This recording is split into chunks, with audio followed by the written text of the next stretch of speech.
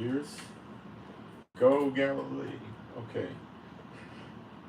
Today is Friday, August 11th. It's 7:41 in the morning. Our weather here is not going to be that horrible today, but I'm going to tell you what's coming our way. It's wow, it hit 80 already. We're only going to get up to about 95. I got to keep an eye on bringing the dogs in. The low will be 75. Now, what they're telling us is pretty scary. Tomorrow is 107, Sunday 108, Monday 103. So that's probably not going to be as hot as I'll get up here, but it's Tiberius weather.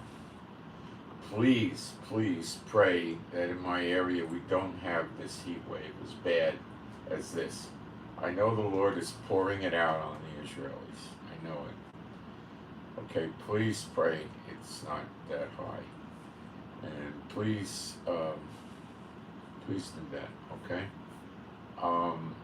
He's pouring it out on them. We're in the year of redemption and recompenses. I worked this out yesterday with you guys, why I believe it's the same year. And I think the proof is rather inescapable. When the Lord told me it the other day, he said this is the start, or he used the word beginning, I think, the start of the year of recompenses. And he knew I would believe that it's the same year as redemption. Now, then I was a little perplexed, and I had to go back and I got the insights, and I explained to you that, you know, if your company transfers you to Dallas or Los Angeles for a year, that year could start in July, it could start in December, it could start in September, it doesn't matter, it's a year. So, you know, when you say how many years old you are, or, you know, it says the reign of King blah, blah, blah was his 15th year or something like that, his reign doesn't necessarily begin at the 1st of Abib or January 1st or some other calendar. It's just a period. So God's year is typically 360 days. Now, I don't know the exact day it started. I would say that for a rule of thumb, circa, which means approximately or about August 1st of 2023, I would say that was it. Okay, give or take a few days, not a month, probably not even a half a month, just a few days, I would say. All right, one way or the other. Now, maybe he told me recompenses because that's what to look for first, and that's the progression in the scriptures of what you see first. Okay, so let me do a few things. Number one, let's do our praise. I think I'm the only channel that does this. There is no God like Jehovah. There is no God like Jehovah. There is no God like Jehovah. There is no God like Jehovah. There is no God like Jehovah. There is no God like Jehovah. There is no God like Jehovah. There is no Messiah like Yeshua. There is no Messiah like Yeshua. There is no Messiah like Yeshua. There is no Messiah like Yeshua. There's no Messiah like Yeshua. There's no Messiah like Yeshua. There's no Messiah like Yeshua. Okay. I'm going to put on my anti-glare glasses today. They're just sunglasses. I believe they're polarized. They really don't, so I just want my eyes to calm down.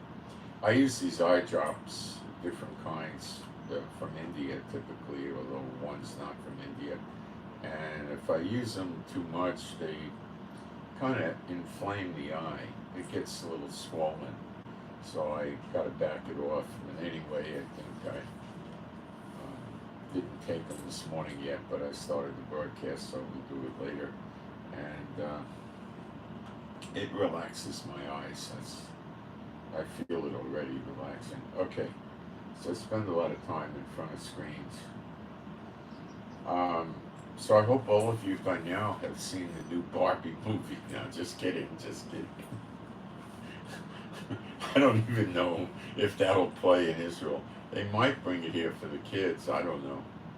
I mean, it's Barbie and Ken were popular, what, in the 50s? No, 60s, 50s, 60s.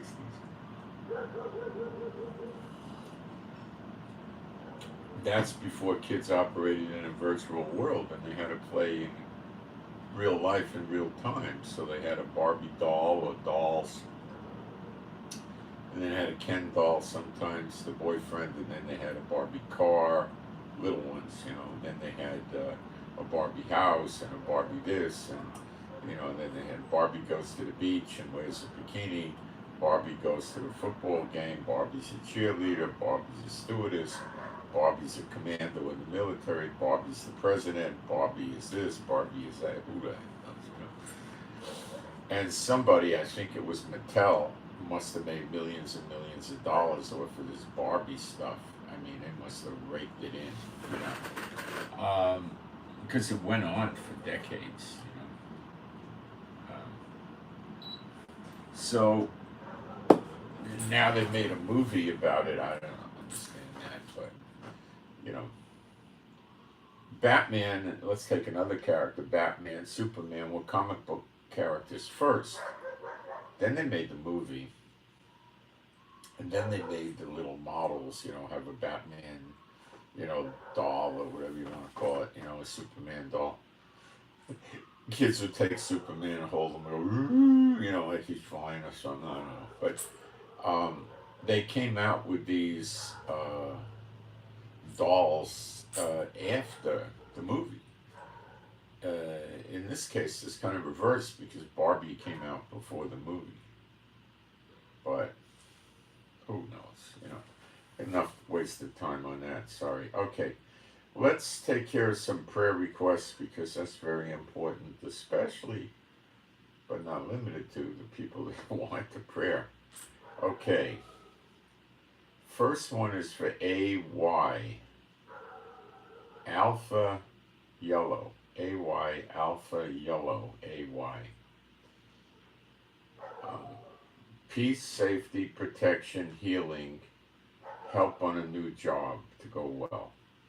So let me just stop for a minute and say, please, when you send these prayer requests in, please, please, please understand that the people could be listening while they're working on the job, or they're driving because they drive on the job, but it's driving anyway, or they're doing things. Not everybody is just sitting down having a cup of coffee or tea listening to the broadcast.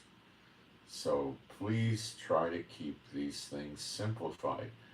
The more overcomplicated you make the prayer requests, I'm afraid the less prayers you're going to get. Now I put them up, okay? I try to simplify them, but it's not easy with people. They give me a big shopping list of things, so just bear that in mind. I don't turn prayers down unless somebody's really got some outlandish prayer, like, something ridiculous, help me to, find the right bank to rob or something like that. That I wouldn't put up, okay? All right, so AY, Alpha Yellow, peace, safety, protection, healing, help on a new job to do well. Next one is for EL, Echo Lima, EL, Echo Lima, EL. Healing and to stop falling. Healing and to stop falling down. Okay. Next one is EV, Echo Victor, EV, Echo Victor. Peace, safety, protection, and healing for EV, Echo Victor, peace, safety, protection, and healing. Now I turned this up and it's blowing hot air at me, and that's not. Let's see what it does now. Hot air. I'm gonna get rid of that. All right. When I first got this air conditioner, things were good, and then it started getting these crazy things where it blows freezing air on me, and I keep trying to get it to stop doing that without much success with the controls. It blows like a freezer. There's nothing wrong with that. It's just the way it's blowing. I got to figure out how to deal with that. But I have been trying, and I'm getting nowhere. Okay.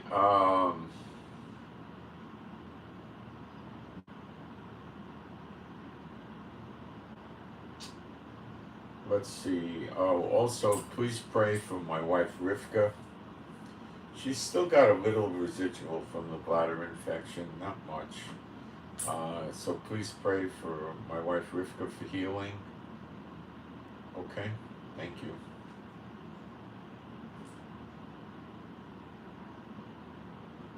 All right, and before we go into it, let me get into the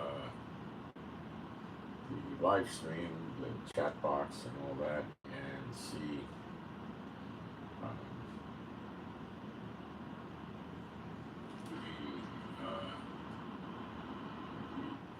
How we're doing.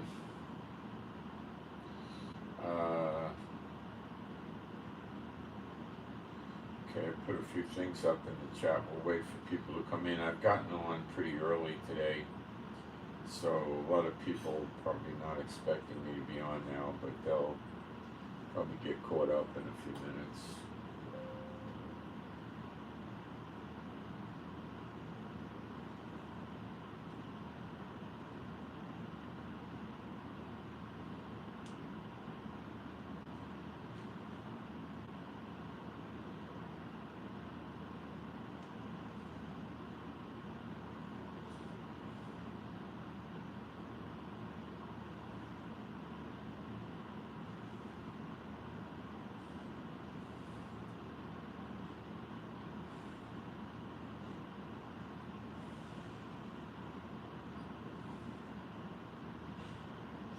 I'm having it, my throat got healed from yesterday, by the way. Thank you. So I'm having the window cracked open now a few inches so I don't get that drying out. We're around so much air conditioning now, it's just, it's really hard. I didn't even bother sitting outside this morning. It's just so uncomfortable out there. It's not worth it. It's just that bad. Muggy, sticky and warm and uncomfortable. And why bother?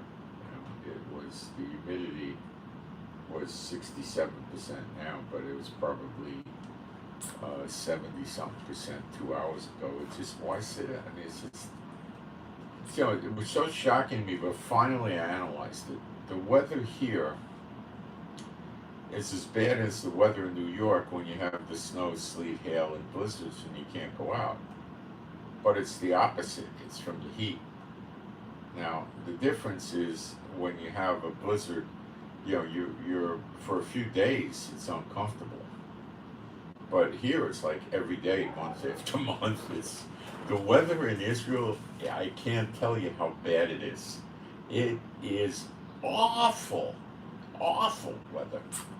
You're cold, damp, and uncomfortable in the winter, and you're hot in the summer. It's just bad about a good 7 months of the year. It really is. Now, the other thing in Israel is it's a spiritual thing. If when people come here as tourists, forget that. That doesn't count. They're not coming here for God or anything like that. They're coming here to see the creation. It's not much to do with the Creator. But when you actually live here, you spiritually change. Now, you're going to have a lot of problems in the past, we did anyway.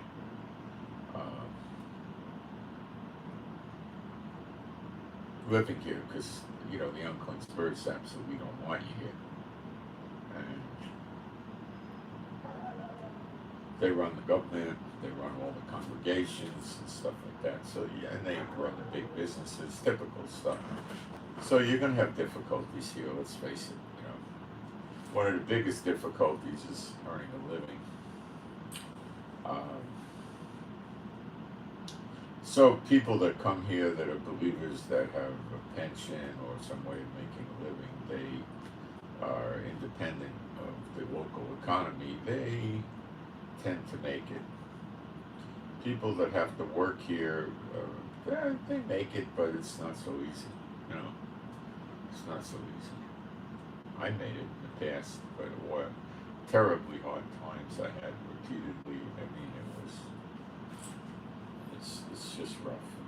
When God reveals things to you to keep you from getting a puffed up head and doing dumb things as a result of it. I mean, let's look at Samson. He started playing with strange flesh women, and you know they would keep trying to destroy him. They asked him what his secret was. Well, you know, the correct response as soon as one of these dumbbell women asked him that, is, "Get out of here! I have nothing to do with you now. Leave me." And not go back and keep trying for more, but he kept going back and trying for more. And eventually he really messed himself up. These women were just using him. They didn't care about him, they were using him, obviously, right? And he kept falling for it. The vain attempt at trying to get the air conditioner to blow somewhere else instead of right on me. It's right directly in line with me, by the way, up high. So I'm about 3 or 4 feet from the wall that it's mounted on, and it's up about 6, 7 feet in the air. So 7 feet probably or something like that. Anyway, you know, so I would think pride was a definite contributing factor that, you know, got him into trouble. You know, I can't imagine that had nothing to do with it. Not at the least, not at the least. Pride was definitely. So, you know, because God was using him. Look at Solomon. What did he pick up? Several hundred wives and concubines, a total of about 1,000. He had a Pharaoh's daughter. He had, you know, basically Arab women. People, you see, they were not supposed to marry outside of Israel. Okay, I think they tried to marry within their tribe. Now, today you're not supposed to marry an unbeliever. That's how it's a carryover. But back then, Israel was really the only believers in the Old. Right? Okay. So there was a similar thing, not exactly because it's more spiritual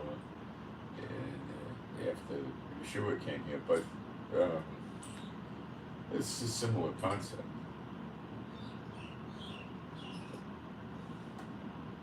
And he did it.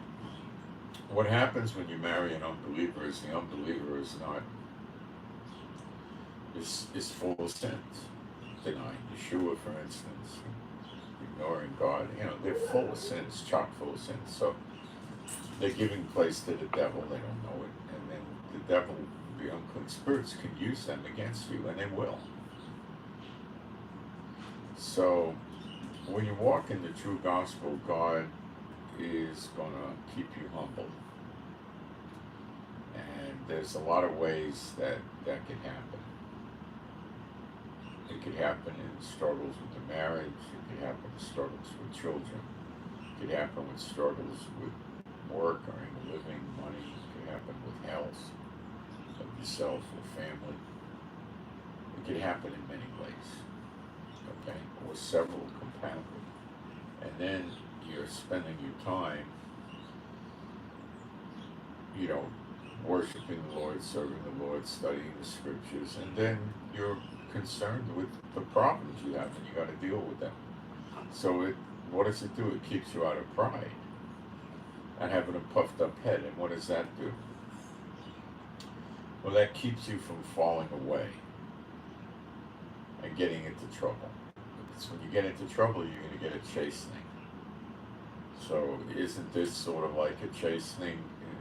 So like you're always being chastened? I wouldn't look at it that way. I would look at it that it's keeping you from getting a puffed up head and going off the reservation or going off the track or whatever you want to call it. Okay? And when you get off the straight and narrow, that's what it would do. You're going to be headed for eternal destruction. And then the Lord can, if it's possible, get you back, but you got to be willing. So, you know, you got to understand this. All right?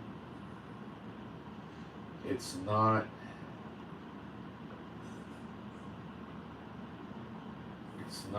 like you're being punished. The flesh is so bad. The spirit is willing, the flesh kicks and pulls against.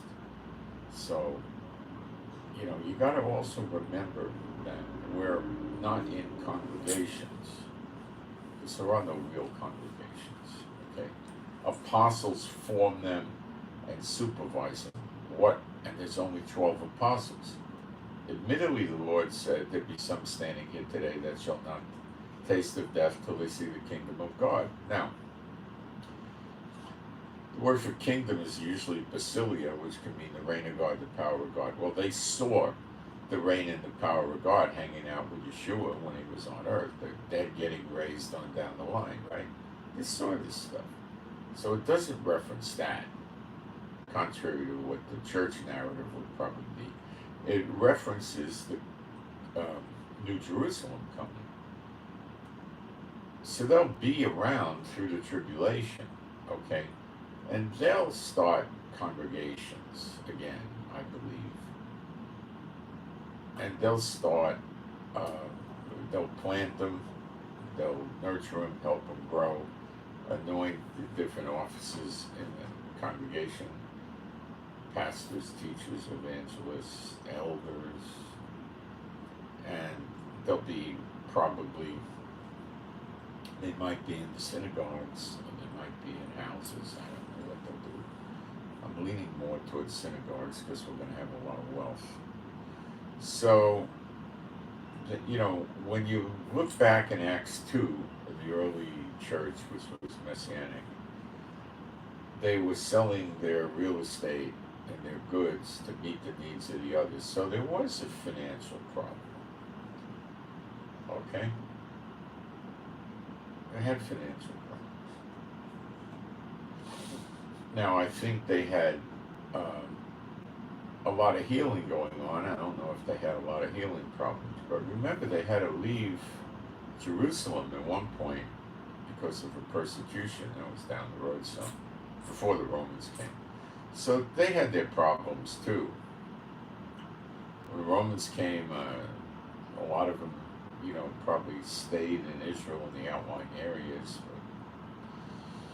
There's a lot of artifacts around here that show you how the Romans lived when they were here. They had very big houses for the time.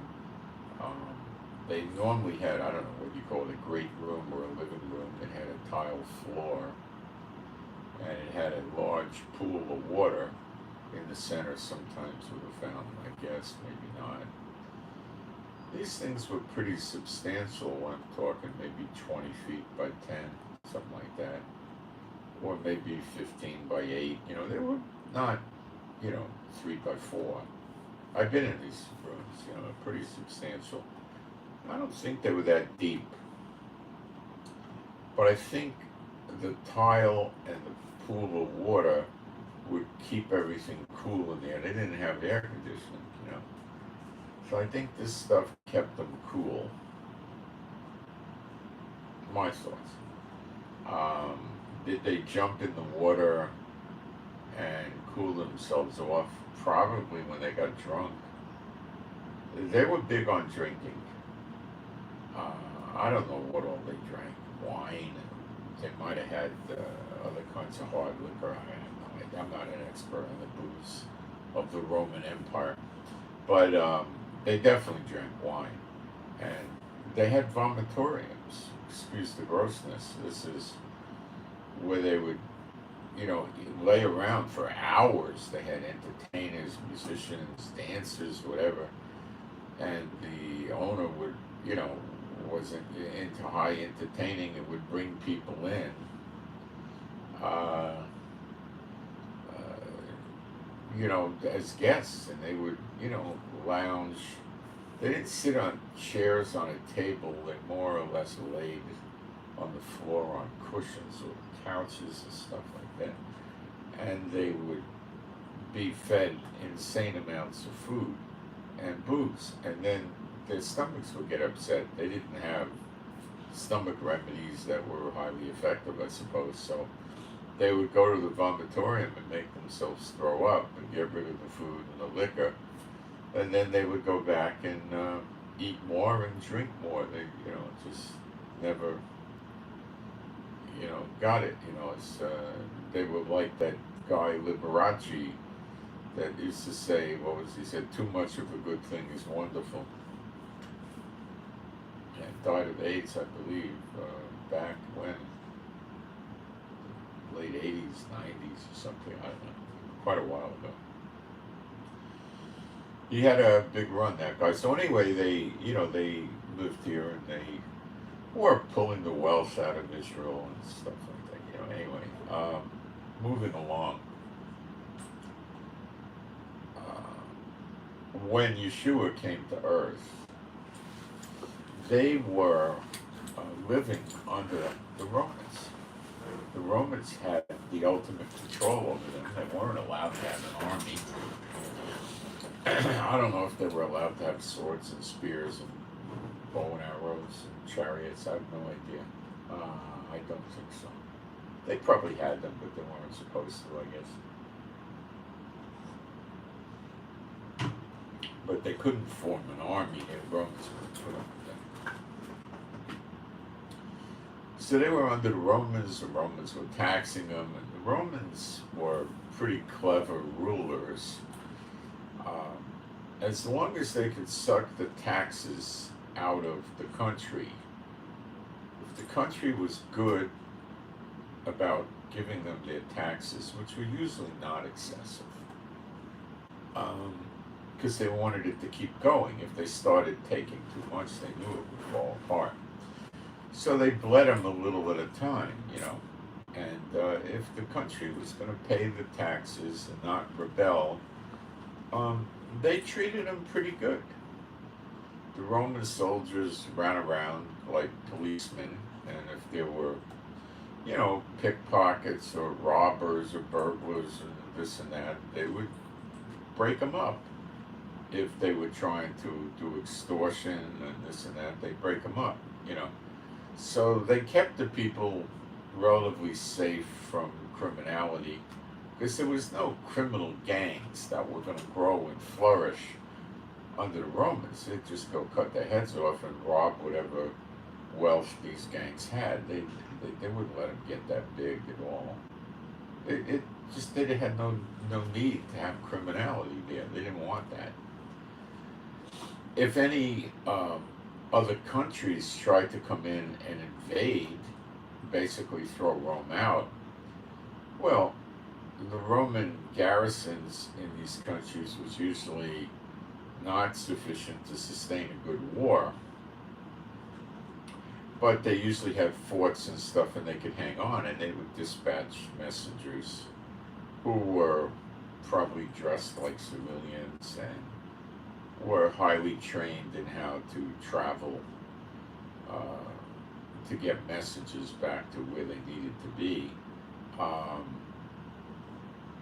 discreetly, and they probably didn't just jump on a white steed with a steel helmet with feathers on it, carrying a pouch with messages and ride for the whole world to see.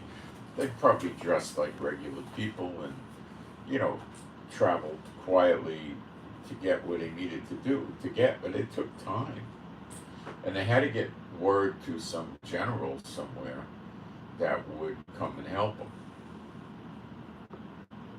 I don't think they used the term general, I had other terms, but some governor type or some high-ranking military guy, and give them the war cry, come help us. And if it was really serious, then they would have to go to Rome, but that would probably be rarely the case. So they also knew it was coming before it was coming. They had their bases covered. So they didn't make it horrible for people that lived there. They did do a lot of slavery and stuff like that, but it wasn't a miserable existence like living under them, you know. They didn't do that. As long as the people kept that money coming. So the people back in Rome were, you know, sitting around in big houses, entertaining, having parties. One of the, now this is in the realm of spiritual warfare in a way. One of the big traits and attributes of the despots on the higher levels is entertaining. Now, I've told you in the past that now they're not going to be above ground very much longer because we're in year of recompenses, but it's probably worth explaining it anyway. They run major companies, governments, and so forth. They're not skilled and competent, okay, themselves. The unclean spirits choose them for various reasons, but generally it's not because of their competence. They hire people that are competent. Frequently these people are not despots. Like if they have a company that's doing research, development, and making products, they're going to hire scientists and engineers and stuff like that, computer people, and these people will be well paid, but they're not going to be despots, okay? They could be, but most of the time they're not, because the despots are not the type that go sit in universities and get 4-year degrees and graduate degrees and stuff like that. They generally don't like school. Many of them drop out because it doesn't, they know that school doesn't get you ahead. They know that. The world doesn't, but they know that.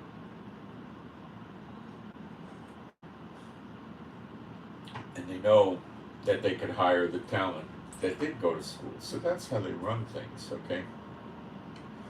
So they make blunders, and when they get to toss salad and the whole enchilada, and they're cut off, they're basically blind to deaf, and they don't know what they're doing, like Netanyahu.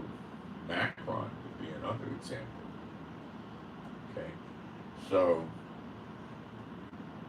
what are some of the things that they revere and put a lot of time and energy in, the despots? I'll tell you.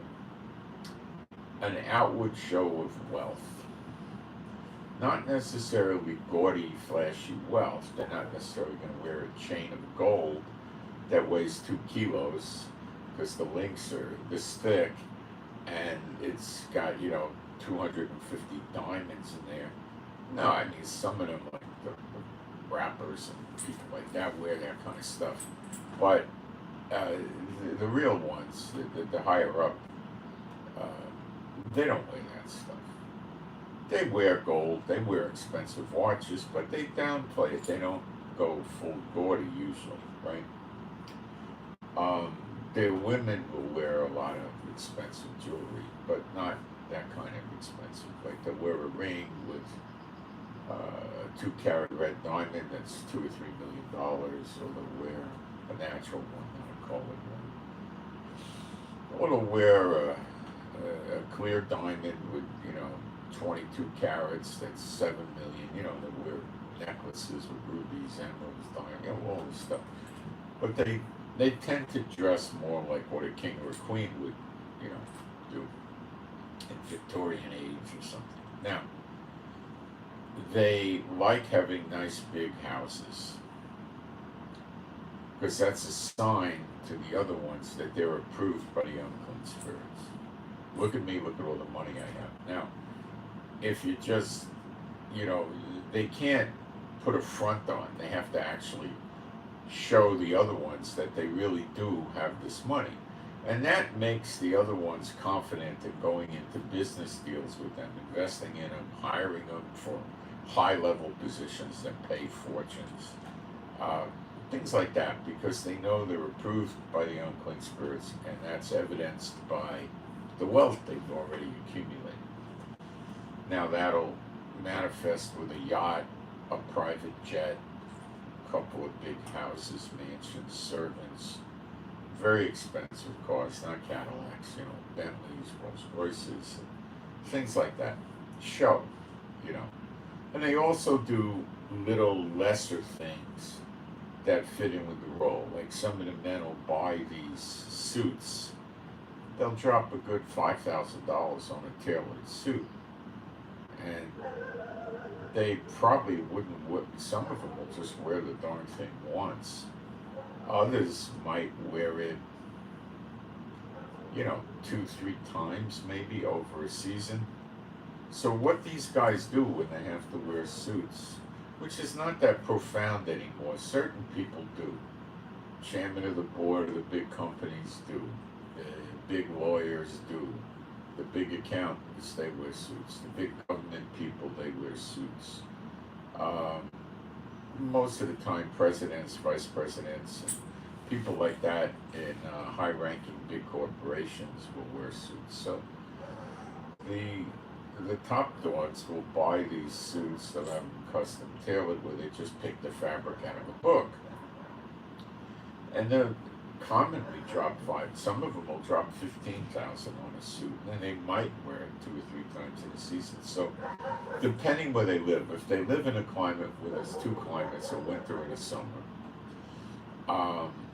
they'll order themselves maybe 10 or 12 suits for the winter, 10 or 12 suits, or 15 for the summer, or maybe more, maybe 20, it depends.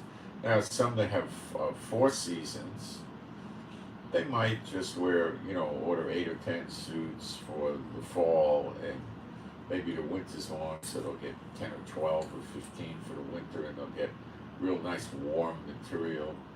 And then for the spring, they'll get spring wardrobe, and then they'll also have sport jackets for evening out, and expensive slacks. They'll spend, hundreds of thousands on their wardrobe. They buy shirts, they'll be $300 to $1,000 for beautiful Pima cotton, or polished cotton, or great Egyptian cotton, And ties could be anywhere from $100 to $500. Shoes, some of them get, good shoes, and others, just out of the store, and others want to go to custom shoes, and they get fitted, and they make a last, usually out of wood, of what your foot looks like. And most people's feet are different sizes, so when you buy shoes that are off the rack, you're getting, let's say you're a size 10, but your one foot might be a 10 and a half, and the other might be a 10 or a 10 and a quarter, Yes! I'm doing a broadcast. Oh, you're early. Yeah. So they'll do that, and they'll have custom shoes made, which they're not that expensive, maybe $800, $1,200, or if they're getting exotic skins on there, they might be $3,000 or $4,000, right? And they'll have a nice $50,000 to $250,000 watch, or 2 or 3, and they'll have all the accoutrements, to show they have money, but they're going to be unexpurgated wealth is the term. They're not going to be flaunting that blatantly, like Elvis flaunted his wealth with all those diamonds. So this is the big thing with them, is entertaining. So they invite the people that are important to them. It could be people doing business with them already. It could be people they want to do business with them. It could be people they want to recruit into their web of sin.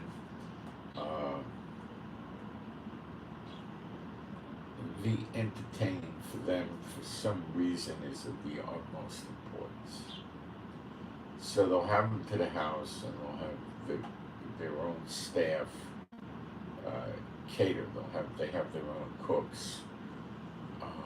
some of them will have, like a guy like Trump probably has 3 chefs in Mar-a-Lago. Of course, they got to rotate shifts.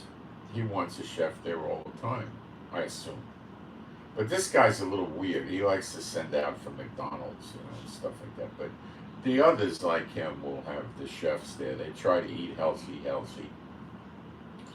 They buy the best food. Now, when you start talking about the best food, they got Wagyu steaks, the A5, which is the highest level of Wagyu. Well, you can get a steak that's maybe like this, enough for 2 people, as long as you're not gorging yourself and nobody's a big weightlifter and bodybuilder, And it's, maybe $1,200-$1,500 for that piece of meat. Seriously. Okay?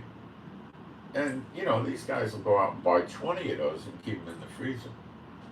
So when they want to impress somebody, or if they just like it, they'll serve that kind of way. You got to understand, some of these people have an income that's in excess of $1 million a month. Every month, year after year after year. Okay? Some of them have 3, 4, 5, 10 million a month, every month, year after year, or more. So they don't care about this. It doesn't register to them. They're not going to run out of money in their minds. So they'll order all this Wagyu beef. They'll order the best salad ingredients you can get your hands on. They'll have maybe 2 or 3 different types of beautiful caviar with a nice good sized tin. This steak maybe like that is a few $1,000s, $2, $3, $4, $5,000. They'll have a few things like that. And just fantastic food, and their chefs will prepare it, and they'll have people serving it. And they'll have the florist make arrangements for the table, and everybody will be seated at a table that costs $300,000, $400,000 or $1 million. And it'll be in a beautiful, 12,000, 15, 20,000 square foot house with parking for the cars and all of this stuff. And they'll serve them a meal, and the people will evaluate this guy that's throwing this dinner at his house as to how good the deal goes off. Were all the dishes good? Was the meal balanced? Did it come out right? Were the servants good? Was the settings good? And then comes the wine, and they might put $25,000 or $50,000 of wine on the table or more, rare wines, right? And then they'll retire to a sitting room, and they might have cigars, $300, $500 cigars. Yes, they exist. $300 cigars exist, $500 cigar more, and they'll have stuff like that. And that's how they impress each other. Now, I got a little good news for you and bad news for them. Is as the year of recompenses / redemption, same year, progresses, the value of their assets is going to plummet to worthless or almost worthless. And the currencies that they've sold their souls out for to acquire will also be worthless. So that might take weeks or months, but it's going to be worthless. Not just America, basically all over the world. They're all going to fall apart. Okay. Poke into the live stream. Oh, somebody deleted our chat again. Okay, let's just be patient and keep praying that God punishes them severely.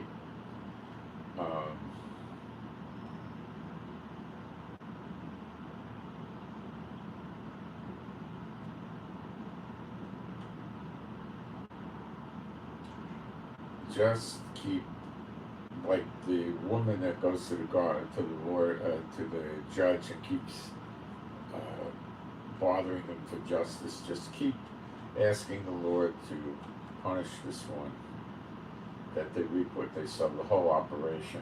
That's all. And then also ask him that what he does to him is severe enough that they can't continue doing this.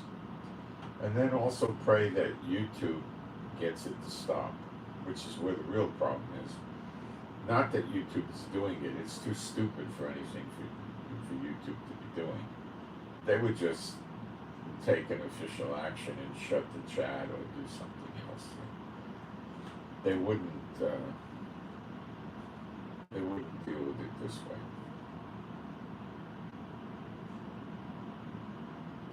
It wouldn't happen. Okay, so just do that, please, and it'll eventually stop. I'm probably not the only one they're bothering. They're probably bothering a number of people. Probably some left wing, and they may not be S-bots. So tossing them's not going to do anything. You could cancel the spells and the witchcraft and the sorcery and enchantments on them. That might help. But they could be just self-motivated to pursue their agenda, and they think they're getting somewhere like this. But okay, so their assets are going to be of no value very shortly. So they basically threw their lives and their eternity away. All right, so what's going to happen? Let's talk about the wars in Europe and the Pacific, because they're about ready to pop, okay? Now, people are saying that China's doing all this stuff in Taiwan because they plan on attacking before the end of 2024. Hogwash. Absurd. All these testings and probings in Taiwan during 2023 are going to be worthless during 2024. Why? Because Taiwan's going to have new missiles, new aircraft, different radar configurations, different weapons, different this, different that.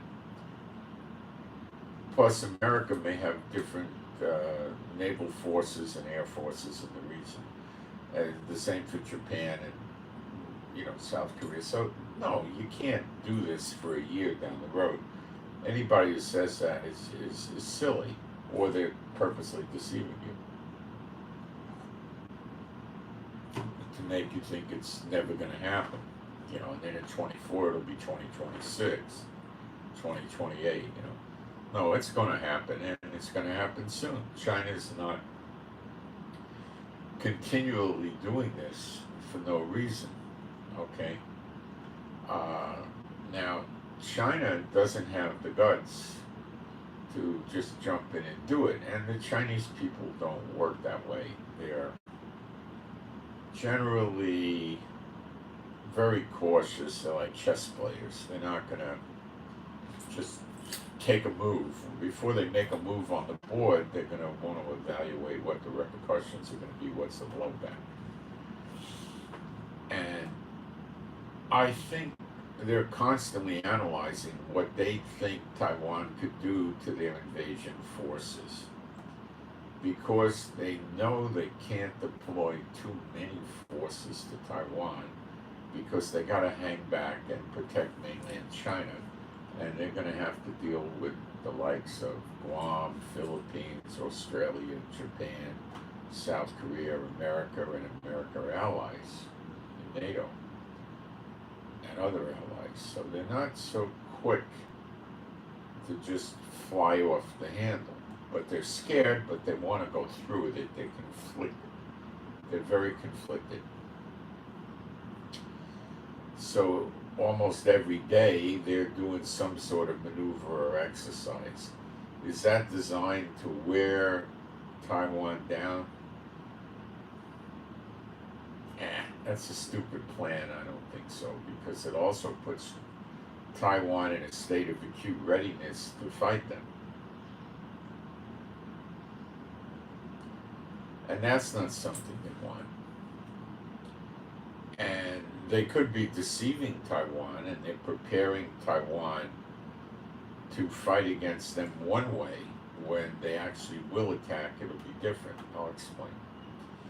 The attacks generally involve encircling Taiwan with Chinese warships and flying a lot of aircraft around them at the same time.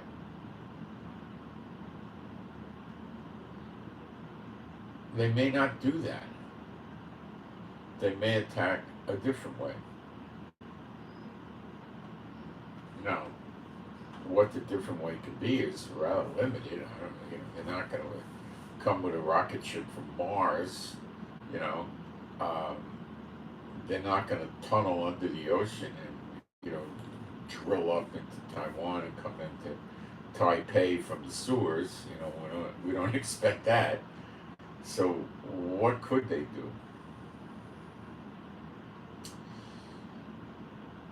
Well, if they don't use their Navy ships and they don't use their Air Force planes, the only thing left is launching missiles from mainland China to Taiwan, which would be about 100 miles. And I guess the Chinese have missiles that could go that far. So that might be their predominant approach. I'll keep explaining.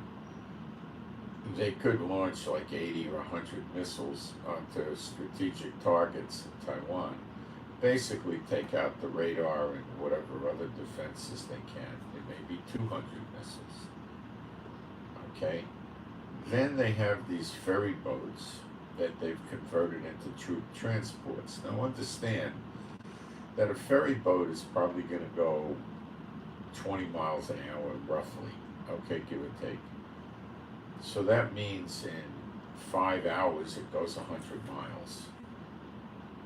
So they could put them on the ferry boat at 5 o'clock in the morning and have them at Taiwan for lunch easily. They could put them on at 7 o'clock in the morning and have them in Taiwan for lunch. Okay? And you don't need bunks for them to sleep on. They just march onto the boat. They sit on benches, chairs, whatever, or put them on the floor. They have their weapon, their kit, their backpack, and all that with them. And they take it off and they lay down for a few hours and they talk and they smoke cigarettes and drink coffee and go to the bathroom and maybe they have a sandwich, a snack that they carried in their backpack, a K-ration or something, right? And then when they get to Taiwan, they land them. Now they could put a few thousand, people on one boat, probably 1,500, 2,000 easily, I guess.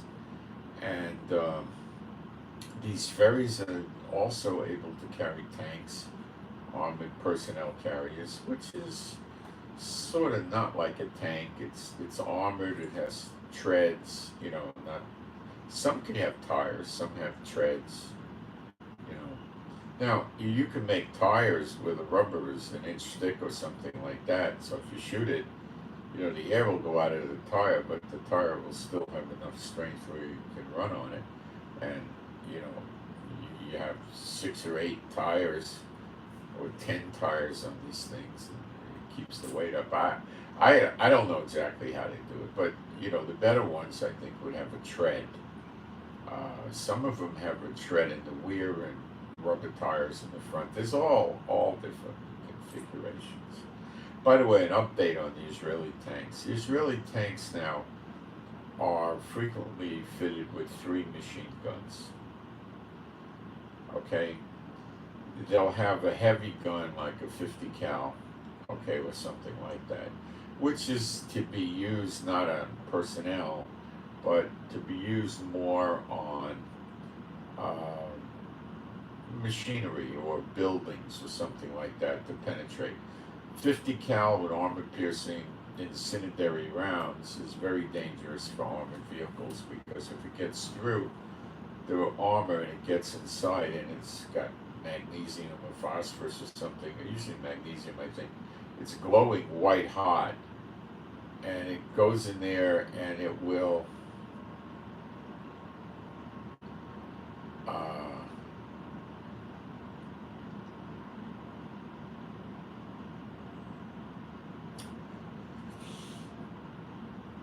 bounce around inside the tank and cause fires in the tank and kill the guys in there from the ricochets and all this kind of stuff. So, um, will it get through really modern tanks? Probably not, but it might. I don't know. Depends on the tank. If you're talking about 1980s tanks, yeah, they'd probably get through.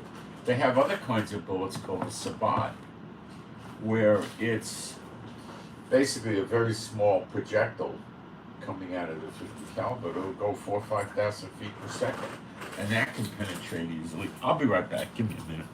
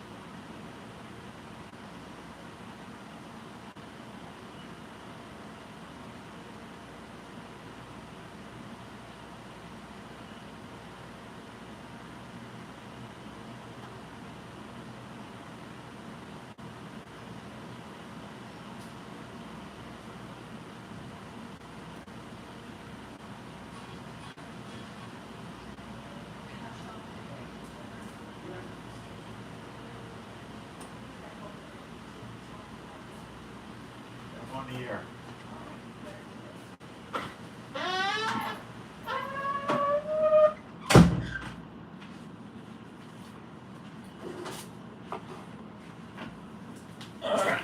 So, why are we talking about the tanks? One of the machine guns would be operated by remote control from inside, a 30 caliber, I believe, and another 30 would be activated by somebody sticking up the head out of the turret. So, what I'm saying is that if the Gaza people try to storm us by knocking the gate and the walls and the fences down and come in on little 200cc motorcycles or whatever to start killing Israelis, these tanks have 3 machine guns. Now, you can use a 50 caliber machine gun on people. It's a waste of energy, but you can use it. Don't worry about that. And it's deadly as all get up. And 230 caliber machine guns. So these tanks have 3 machine guns. They can mow people down. There's a crew of 4 on the tank. You have a commander that's controlling everything. You have a loader that's putting the shells in and making sure they're extracted from the artillery piece. You have a driver and you have a gunner. Now, if need be, I imagine the commander could grab another gun and they could, if they had to, shoot a third gun. Somebody else, instead, if they're not using the artillery piece, the loader could be operating a third machine gun.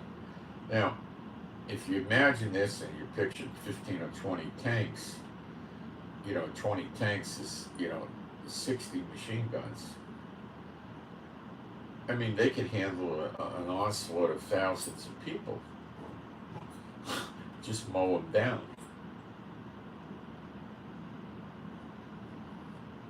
In addition, they've installed mortars on these tanks.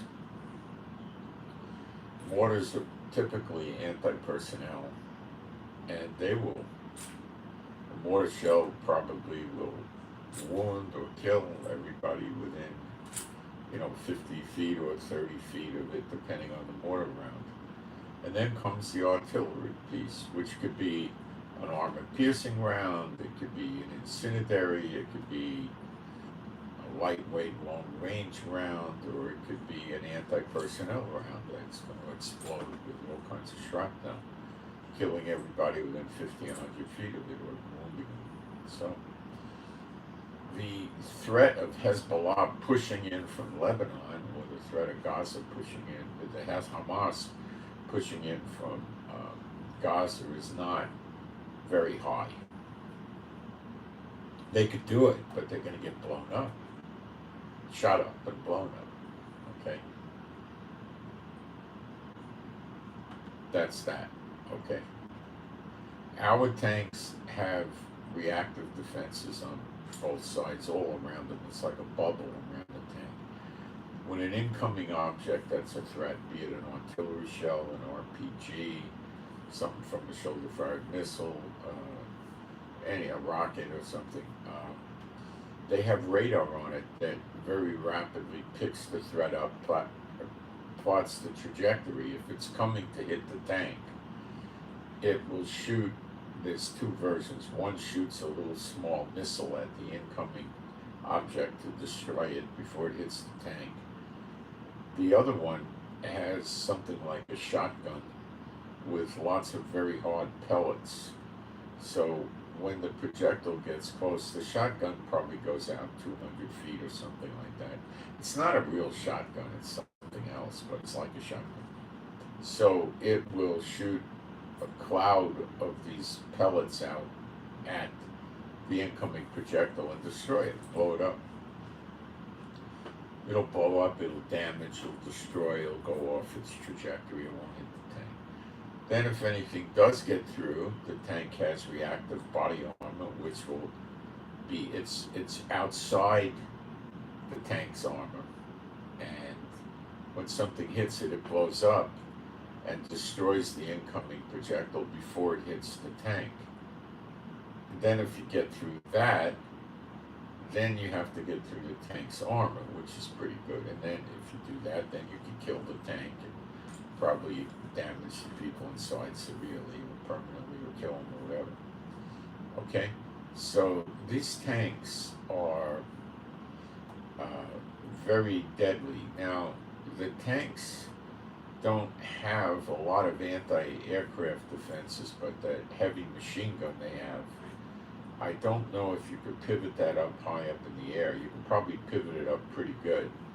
And it is not going to be a major threat to an aircraft trying to strafe with a 20 millimeter cannon or bomb or rocket attack a tank. But it's something the guy in the plane's got to be concerned about.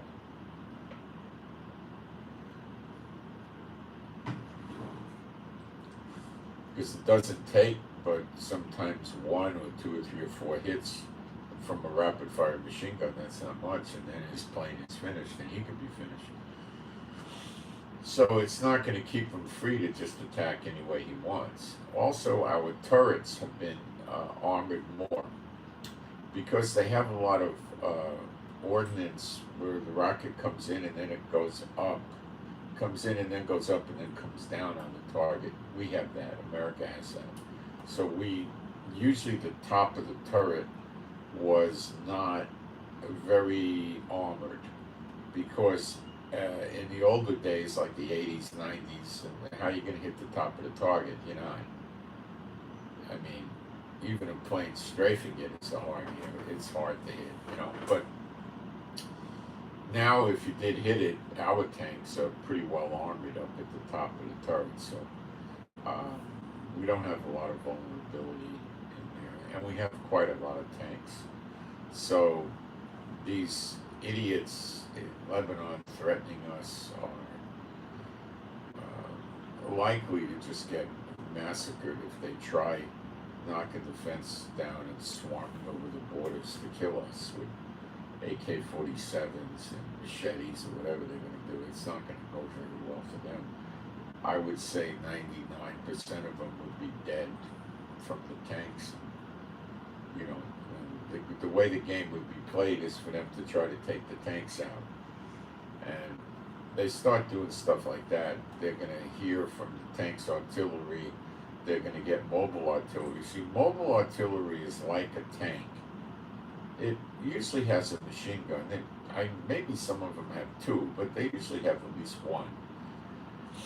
And I don't know about mortars, but they have a 155 millimeter artillery piece, much bigger than the tank. I think is 120 millimeters, so it's a much larger shell and more powerful. And they would be sitting there shooting anti-personnel rounds at the incoming infantry foot soldiers. Now, the tanks hold, I think they can get up to 60 rounds of artillery, or 62 or something like that in the tank. The mobile artillery is probably more like, I'm just guessing, but it probably gets up to about 100. So they could, now that doesn't mean they don't have trucks coming up there. You know, a good sized stake bed truck or something could come up there with, 1,500 rounds or something. They could keep replenishing them,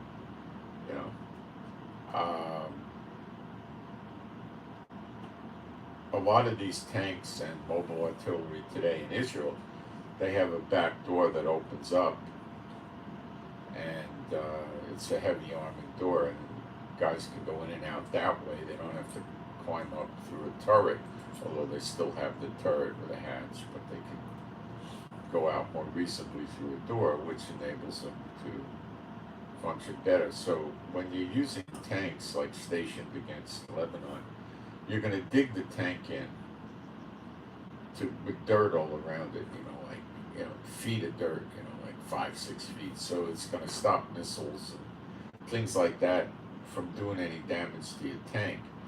Usually the tank is mounted on an upward angle, and they put the dirt around there. So the rear of the tank is facing away from the enemy, so the enemy's not going to be able to put anything in the rear. So the guys in the tank can keep the back door open to get ventilation if they're constantly shooting the cannon, which I guess they could probably shoot 3 or 4 rounds a minute, maybe 5, but probably 3 or 4, and that's pretty powerful. And they got computer controls. These things don't miss. In the 73 war, some of our tanks were, taken out, like 5 Syrian tanks or more. We were taking a lot of tanks out. The Syrian tanks weren't that good. The aiming systems of the Israeli tank, and we're going back like 50 years, were such that they weren't missing very much. Today, they're extremely accurate, and they could calibrate how to hit a tank on the move. The enemy tank, the computer will get the trajectory and direction and predict where it's going to be when it fires, with the speed of the shell and everything. And windage maybe gets taken into it, but I don't think windage is that important with a big artillery shell. So, it could be if you have a high wind, like 20-30 miles an hour, but little 8-9 mile an hour breezes, I don't think have much bearing on that. But I don't know, I'm not a artilleryman. It might have some bearing in it. If so, the computer just factors that in, gets a lock on the target, and then fires it. So they might, it's not a real threat. It's a dangerous thing for them to try to storm into Israel. Now, this is very important. Hezbollah, the Lebanese Christian leaders, are saying that Hezbollah's support in Lebanon is like flatline, like, they died. They don't have any support. Nobody likes them anymore, except Hezbollah liking themselves, self-love, okay? They're not very popular at all. Nobody wants them there because nobody wants this war with Israel except them. Because for them to continue getting their funding from the rich Arab states, they have to show that they're doing something. They can't just suck the money up and have exercises and buy uniforms and have parades and expect their money to keep flowing in. They need to show results. And Lebanon is not, the people up there are not that interested in dying. Okay? And they're talking like, why do you care about the occupation in Israel? They haven't occupied Lebanon. They're talking like that. So they don't want to see a war coming to help Hezbollah and Hamas. But it does say in the scripture, Lebanon, open your doors, let the cities of Lebanon burn. They don't all get destroyed and devastated that badly.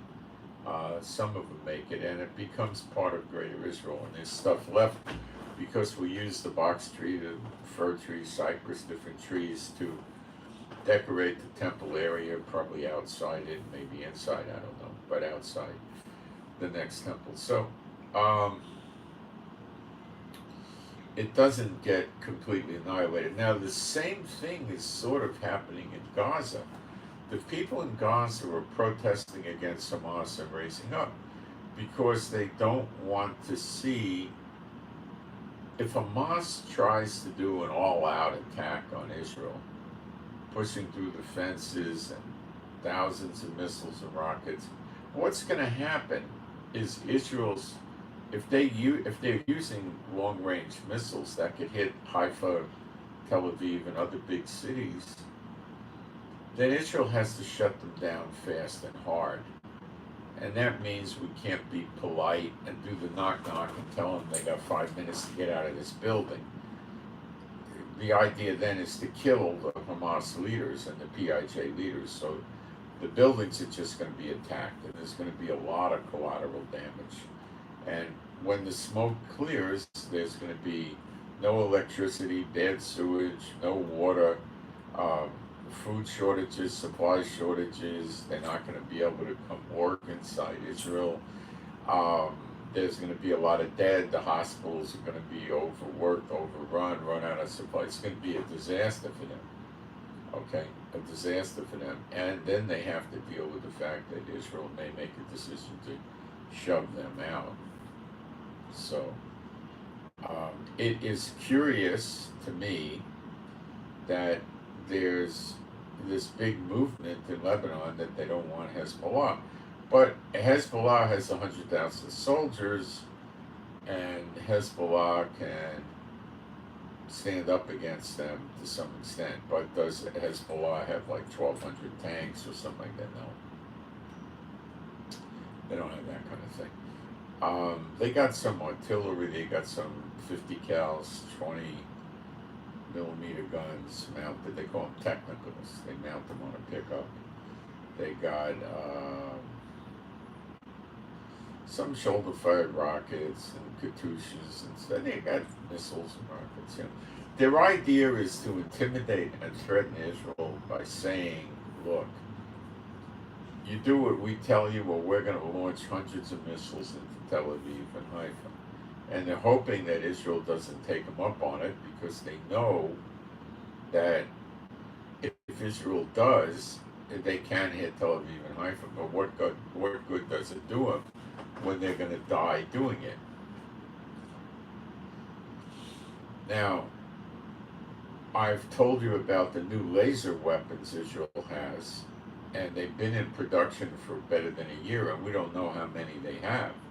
So Israel could be whipping out the laser weapons, which is a defensive weapon to shoot down missiles. And my understanding is it's very good and very effective and cheap to use and very rapid. So it's very difficult to do a swarm attack on a laser weapon because it's not going to run out of missiles. So this is a whole new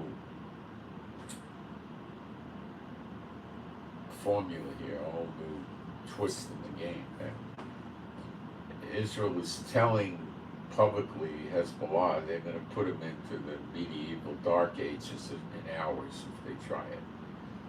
And while Netanyahu has been prime minister, I would say that if they actually start landing missiles in Tel Aviv and Haifa, blowing up apartment buildings and office buildings, especially Tel Aviv, Netanyahu's friends and supporters live there. Netanyahu will unleash on them to some serious extent just to get them to stop doing it. Then he'll back off. Now, Israel is telling us that we need to do things to keep the Palestinian Authority with Mahmoud Abbas in power. Now, of all the crazy, asinine, moronic, retarded, stupid things I've heard coming out of this Esbot government, this one takes the cake. They're trying to convince the people that they need the Palestinian Authority, that it's a good thing, because it'll be better than the other alternatives. Now, this line of reasoning and thinking is absolutely moronic, and you should never believe things like this. It's like saying, we want these bad guys here because if they leave, the other bad guys are worse. So, I mean, like, you know, we want Al Capone because if he gets killed, Dutch Schultz will move in and he's worse than Al Capone. That's like what they're saying. Now remember, Mahmoud Abbas and the Palestinian Authority are the ones that have the slave for pay, where they're paying money to the terrorists' families if they get killed.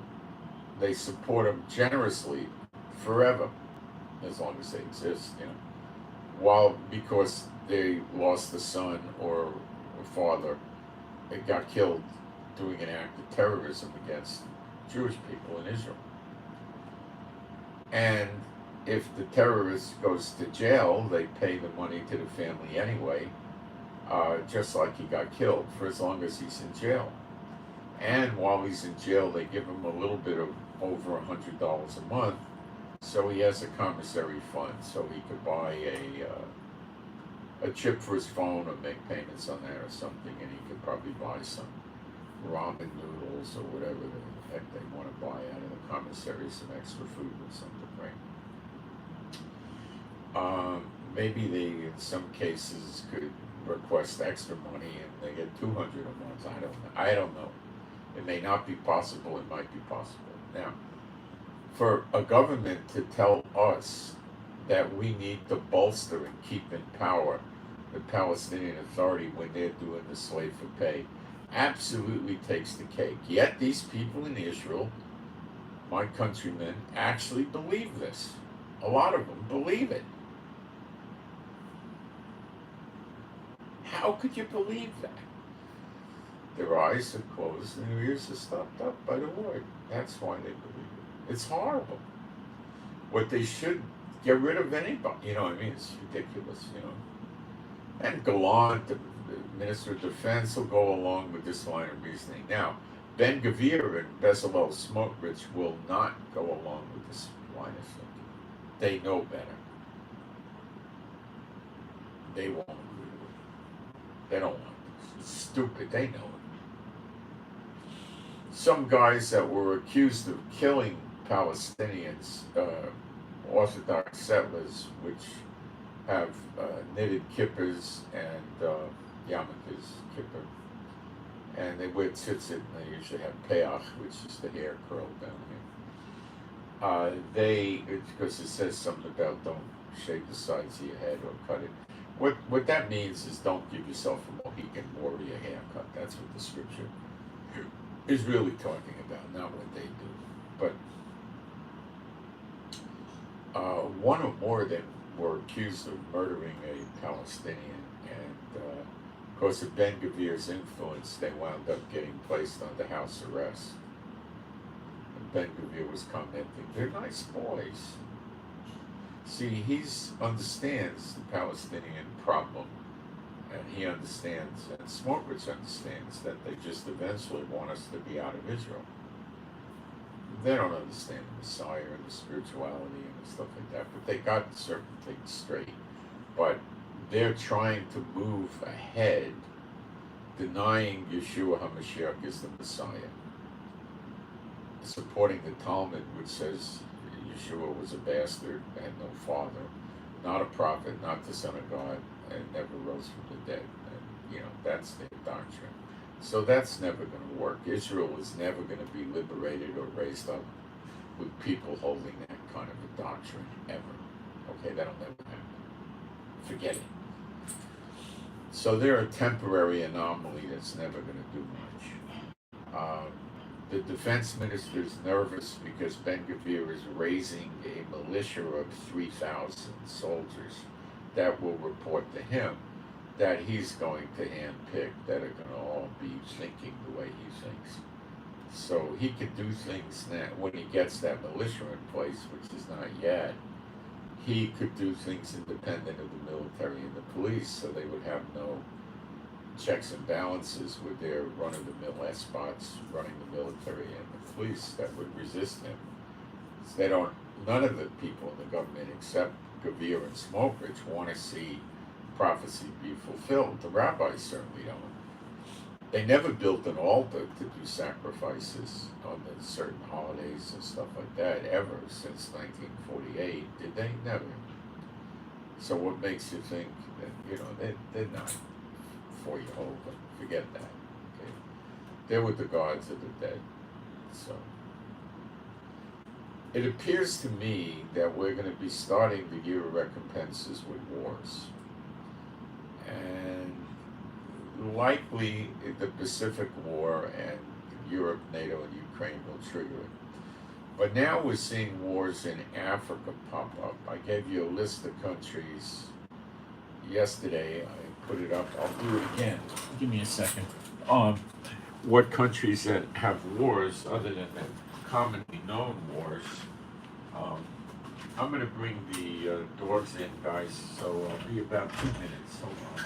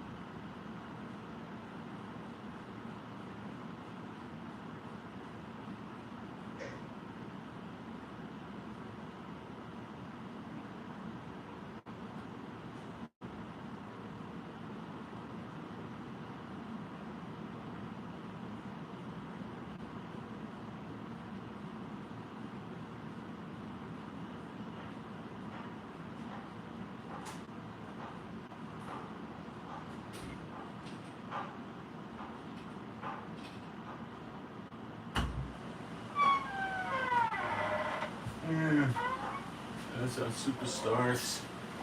All right.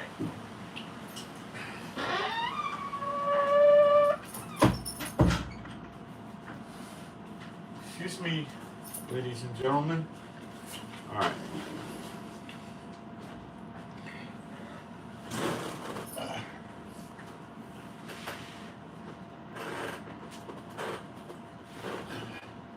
What you guys do with my water?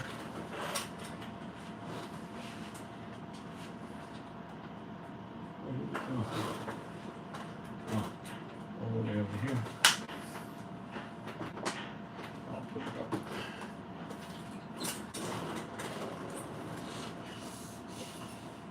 Now, the Africa situation is getting blown up. Okay, there's a lot of problems in Africa with fighting. Now, there's networks of countries in the area near Niger, not Nigeria, Niger, which is north of Nigeria. And they have an organization, EW something, and they have every intention of going into Niger and restoring the president. So the military junta that overthrew the president are holding the president. And they said, as soon as you start invading or attacking us, we're killing the president. Which is, from their point of view, the correct action. So now these nations have to figure out what they're going to do. And I'm not so sure they know what they're going to do yet. So they're going to have to start figuring out what their move is. And I don't know if they're going to come up with a good idea. If they lose the president, then they got to work for new elections in Niger. And they got to occupy for a while and maintain order to get to new elections. Talk about things breaking down. The Panama Canal is having a drought, and they have 154 ships staying outside of the Panama Canal. Apparently they can't get enough depth of water to go into the canal and go through the canal. So these ships are stuck out there for maybe 3 weeks now, and it's probably going to grow by 50 or 100 ships a week. A dam in Norway partially broke.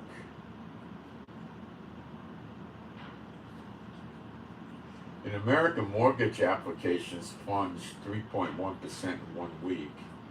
Yeah, wait till things get better. A Michigan state senator apologizes for visiting Israel. That's lovely.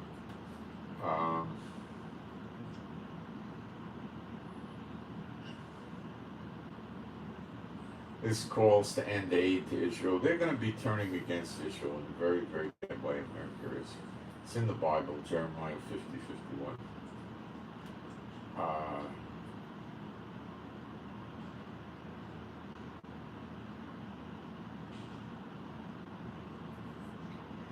Navies of China and Russia are doing joint patrols by the Sea of Japan. I mean, that's pretty serious.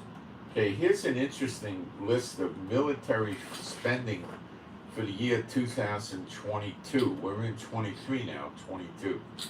China, 291 billion. India, 66 billion. Russia, 61 billion. UK, 55. France, 51 billion. Japan, 48. Germany, 46. Italy, 33. Brazil, 20 billion. All these countries together total $671 billion in 2022. The United States alone did $877 billion. Exceeded them all by a bunch.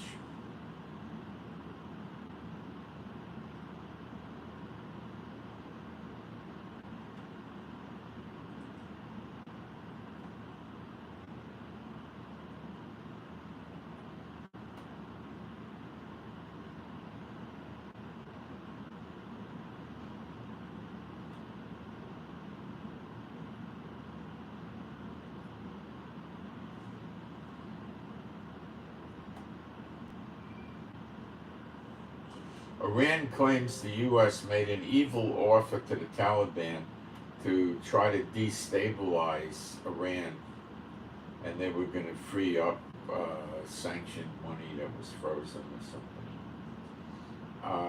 Israel rescued 200 Israeli citizens and Ethiopian Jews eligible to make Aliyah from conflict regions in Ethiopia. So Ethiopia was lighting up too. Okay.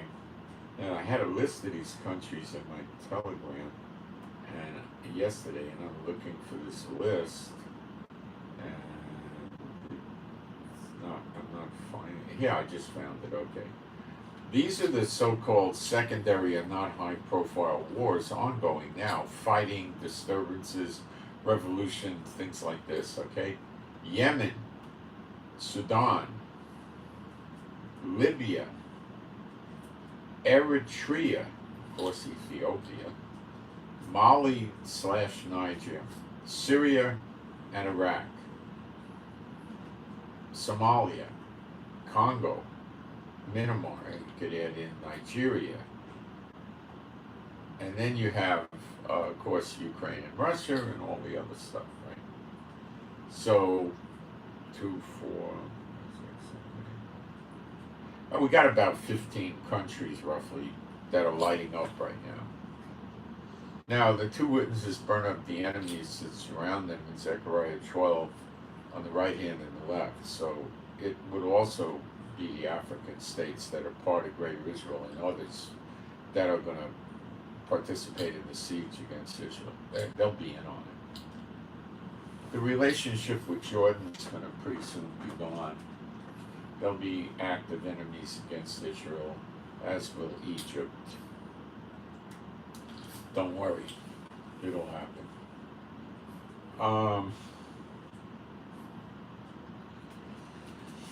Now, when you talk in the year of recompenses, it's a year. It doesn't have to be a sequential year like, the Shemitah or the Jubilee year and that kind of thing, because it's not a holiday. So it's just a 1 year period. I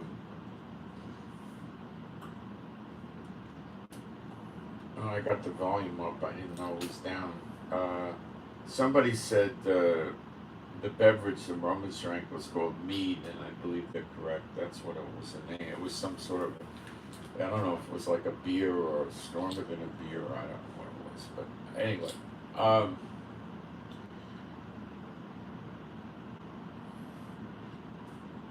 Today the alcohol is not so great. I've never had alcohol that doesn't burn like acid or kerosene going down. They all do that. I mean, beer doesn't, wine doesn't, the liqueurs don't. But it seems that once you get up more than 25, 30 proof, you get a burn. And when you get up to the standard 80, 86% proof, it's a scalding burn. So I don't understand what, a lot of people put it with ice, and that the coldness reduces the burn. They call those things on the rocks, and then a lot of them order what's called a water back, where they take a shot of their scotch or something, and then they grab the water real quick and throw it back with the water. And then other people just dilute it with soda, so they have a gin and tonic water, scotch and soda, where they use seltzer water, what was the one that kids would drink, 7 and 7, Seagram 7 and 7 Up, and rum and Coke. They dilute it, so it goes down. So the alcohol, to me, today's, the hard alcohol is all crap. Maybe they had other alcoholic beverages in the past that didn't scald you on the way down, but it's all crap. Now, I think if you have high alcohol content, it's probably always going to be that way. All right, so there's a lot of these wars going on, all right, now, okay? A lot of them very recently. What are they going to do with Niger, with this president? I don't know. When Romania had the revolution, they got their hands, the revolution guys, the junta, military got their hands on Konchesco and his wife, and they put him in a room and held a mock trial for 3 hours, took him right out to the back, executed him. And they had one or two soldiers standing there with machine guns, telling him if anybody attempts to break down this door and break into the room, kill them with the machine gun, shoot them dead right away. They knew they had to kill Konchescu and his wife to suppress the revolution, because as long as they were around, the military would try to free them, set them back in power, get rewards, but without them around, there was nobody for the existing structure to put in place, because Konchescu was a dictator. Now, this president, the ESPOT neighboring countries really want him back in office, and it's hard to really understand what this guy did that was that bad, but it seems that he was inviting foreign countries to open military bases in Niger. That got the people mad. He wasn't making good economic decisions. That was another problem. I don't think he was taking people off the streets and arresting them for nothing and torturing them, and things like that. I don't think they did that. Idi Amin was the epitome of this. He used to eat dinner in his palace, and then he had a dungeon downstairs, and he'd go downstairs. His recreation was torturing people after dinner. He was a real sick one. Okay, so let's talk about what other things are going to be going on. First, you're going to see the wars. That's going to weaken the nations, and that's going to help Israel establish what it is. Now, remember, in Zechariah 12, there's believers in Jerusalem, lots of them. That's not the case today. That's different. So, are those believers you guys, or somebody else, or the locals here that converted? I don't know, but it sure looks like the two witnesses were working. So I should probably give you the scriptures for that. Where are those scriptures? Zechariah 12, verse 8.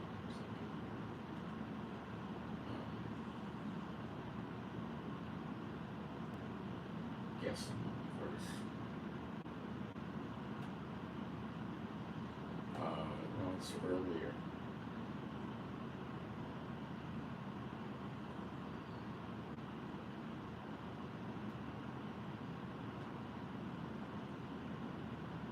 Well, it starts, in Zechariah 12:6, and that day, see, it's one day, this Zechariah 12.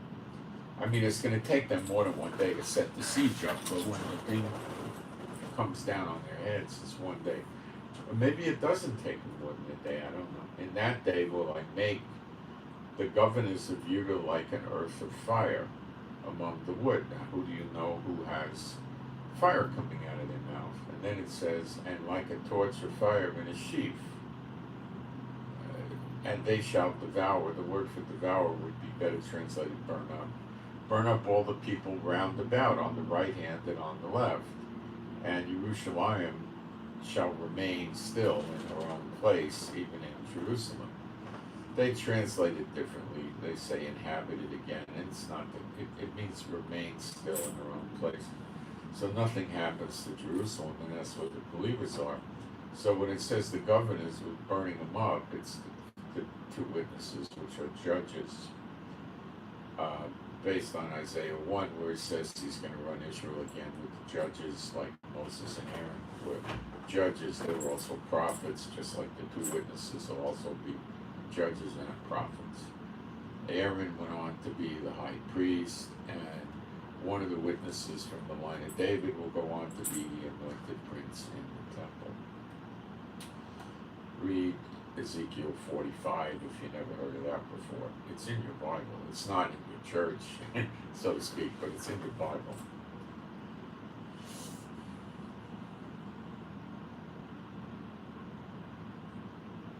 Then it says, Jehovah shall also save the tents of Judah first, That's the line of Judah, I believe.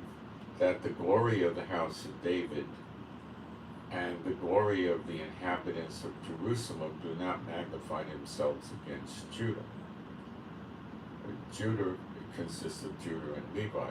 So it says the glory of the inhabitants of Jerusalem. See, there's a lot of believers in Jerusalem. That'll be in this year, I expect. In that day shall the Lord defend the inhabitants of Jerusalem, you see. And he that is feeble among them in that day shall be as David. David killed a bear, a lion, and Goliath. And the house of David shall be as God, as the angel of the Lord before them, which is Michael, the angel that was in the desert with them, the glory of God of Israel, with Moses and Aaron. And it shall come to pass in that day that I will seek to destroy all the nations that come against Jerusalem. And I will, now that might be when they get the fullness of it, Jeremiah 30:11, I don't know. And I will pour upon the house of David and upon the inhabitants of Jerusalem the spirit of grace and of supplication. That means they're believers now. And they shall look upon me whom they have pierced. So they now have seen Yeshua. And it kicks in John 6:40. This is the will of God. You know, those that, well, let's just read it. I don't know the exact words. And this is the will of him that sent me, that everyone which seeth the Son, they do here in Zechariah 12, and believeth on him, they had the Spirit poured out on them, so that believers may have everlasting life, and I will raise them up at the last day. Now the church will tell you that everlasting life is something that's going to happen in the millennium or something like that. Forget that. They're never going to let you understand that you're in Israel if you're in Yeshua, and these things will happen to you. Because then you're going to drop them like a hot potato, see their errors. It's going to be like a breath of fresh air, and you're going to realize you're in Israel, even though you're not a native-born Israelite. Okay.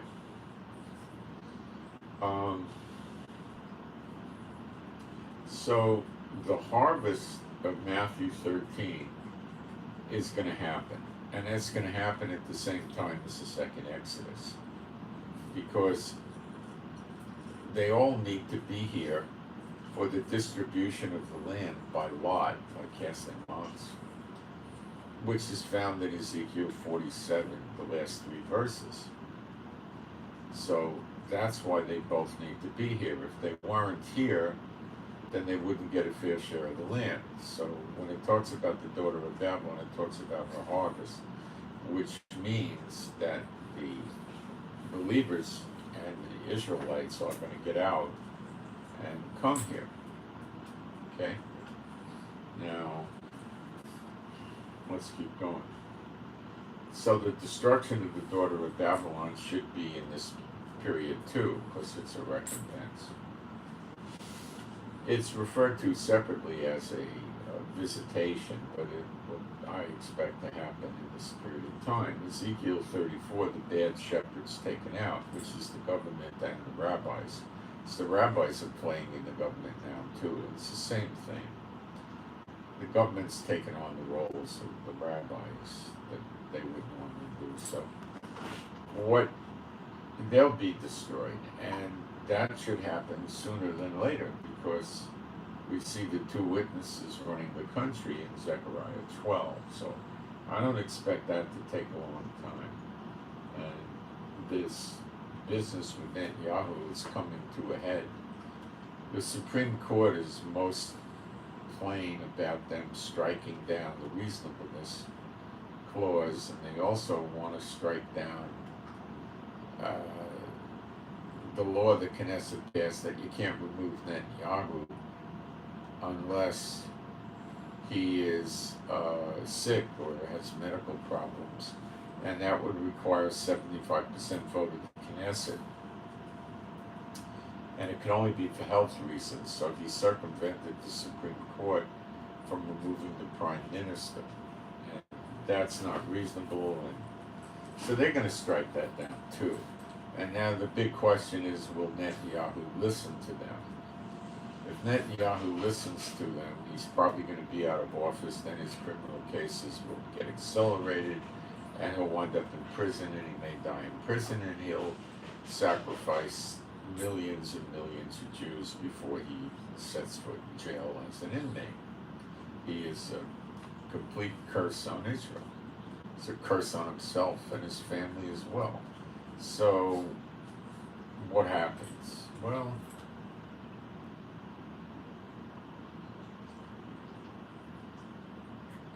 um,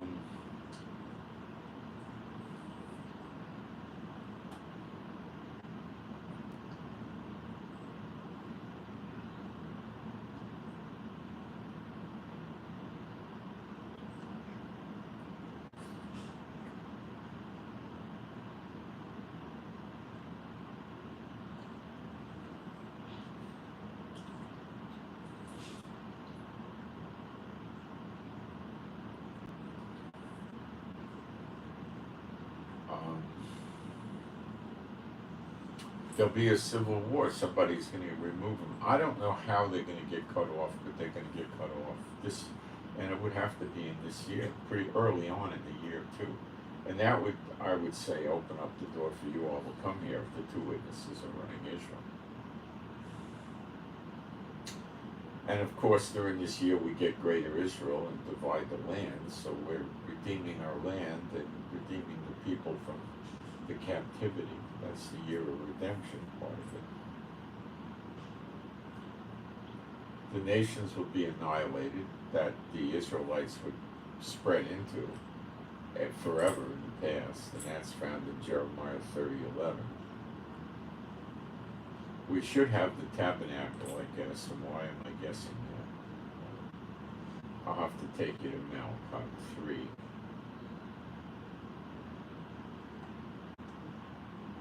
Behold, I will send my messenger Malachi. Now, there's a Hebrew word Malachi, and that might be Malachi, or Melech, with a familiarization add on to it, like Moshe, my Hebrew name. And if you really know the guy, somebody might say Moshe. So Malach might be Malachi. I'm not sure what the history is yet, but anyway. And he shall prepare the way before me. So the I will send is probably Yeshua speaking, and this person that he refers to as the messenger will prepare the way before me, which is the one that he refers to as Elijah, which is that one of those two witnesses he referred to as Elijah, but not literally Elijah. And Adonai, whom you seek, now that's not Jehovah per se, that's Adonai, whom you seek, that's the glory of God of Israel. They do the Shema, Yisrael, and oil, okay. They do the Shema, and they do, what did Spock do? That was it, Spock did this, right, from Star Trek. And they do that, maybe with one hand, I think 2 hands. And they think that makes the glory of God of Israel appear. They have an unbiblical word for him. I don't even want to talk about it. It's the kabod, glory of God of Israel. It's kabod, Yehovah Yisrael. Okay. Whom you seek shall suddenly come to his temple. So he suddenly comes to his temple. Let's check the words on that to make sure we get good meaning. 6597 in Hebrew, Pitom.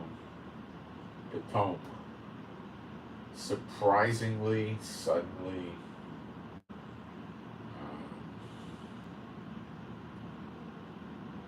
instantly, straight away, suddenly, to show up sudden is also a surprise, right? Shall suddenly come to his temple. That's the next temple. Then it says, even the Malach. Now let's check those words. And all it says is Malach. It doesn't say even the Malach. It says shall come. The word for come is bo, means come. To. The word for to is all. Yeah, I can buy two. And then it says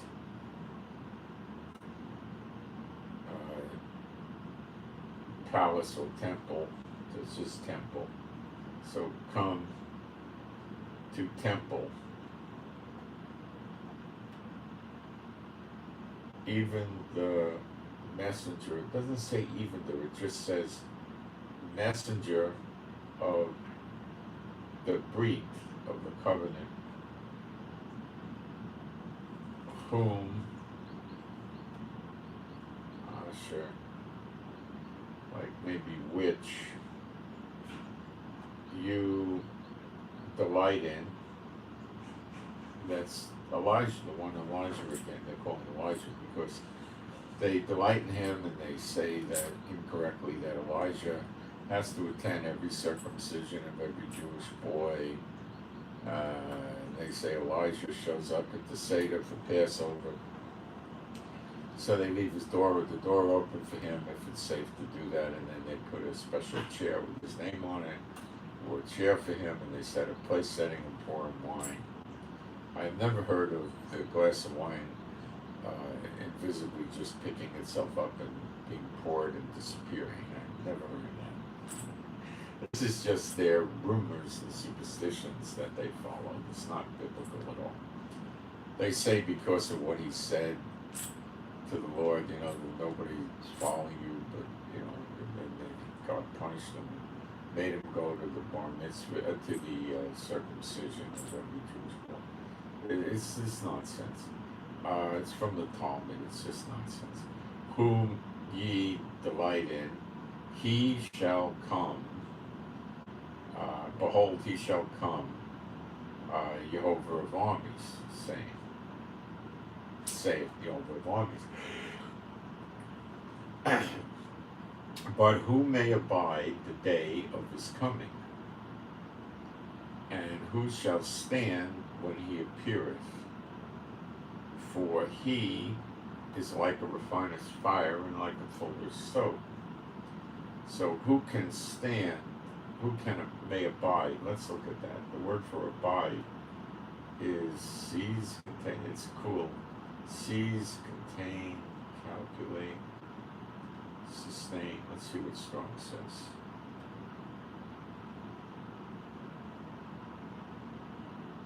To keep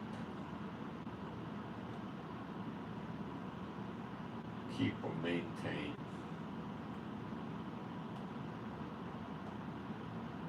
Yeah, abide or keep and maintain. I see, I think the bad ones are going to be cut off by this one that is referred to as Elijah, the one that one or two witnesses burn them up, maybe. The bad ones. Okay. Who may abide day of his coming? Day is Yom, means day. His coming, Bo, means to come. So who's going to sustain or abide the day comes? Who shall stand when he appeareth? Appeareth is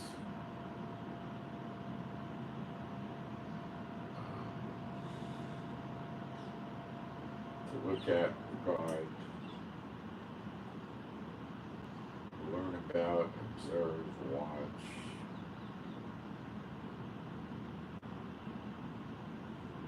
To be seen, to be visible.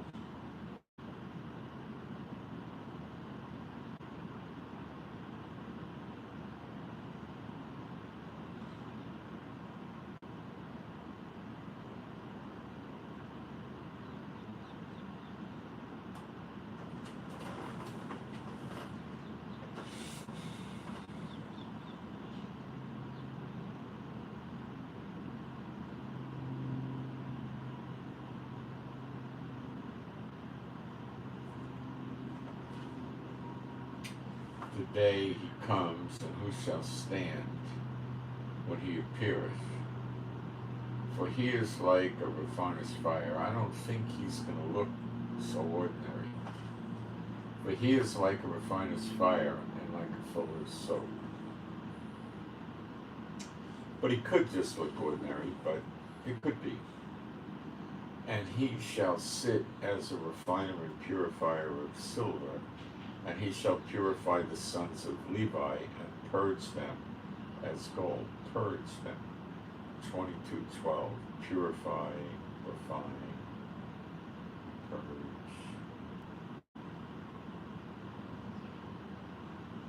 It's going to get the dross out of them, the bad doctrine, the Talmud, all that stuff. And purge them as gold and silver, that they may offer unto Jehovah an offering in righteousness. Then shall the offering of Judah and Jerusalem. See, the offerings and stuff are pretty concretely prescribed in Moses' law. There's not any mysteries about that. Then shall the offering of Judah and Jerusalem be pleasant unto Jehovah, as in the days of old, and as in former years.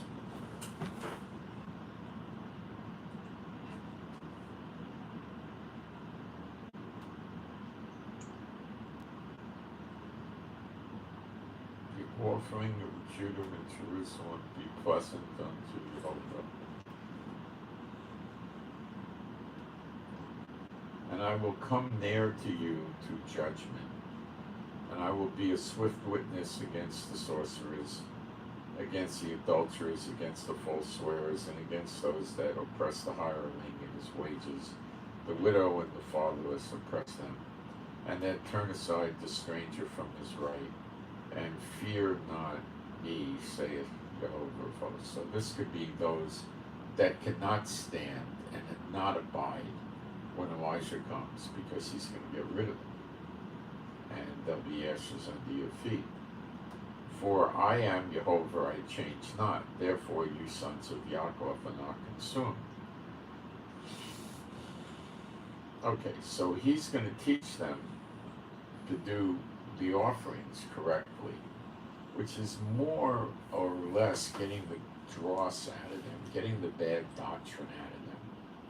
It's not going to be so much on the mechanics of the law, but he's going to explain clean food to them and things like that. And then we see in Malachi 4, for behold, the day cometh that shall burn as an oven, and all the proud, yea, and all that do wickedly shall be stubble. They got burned up. We just read that.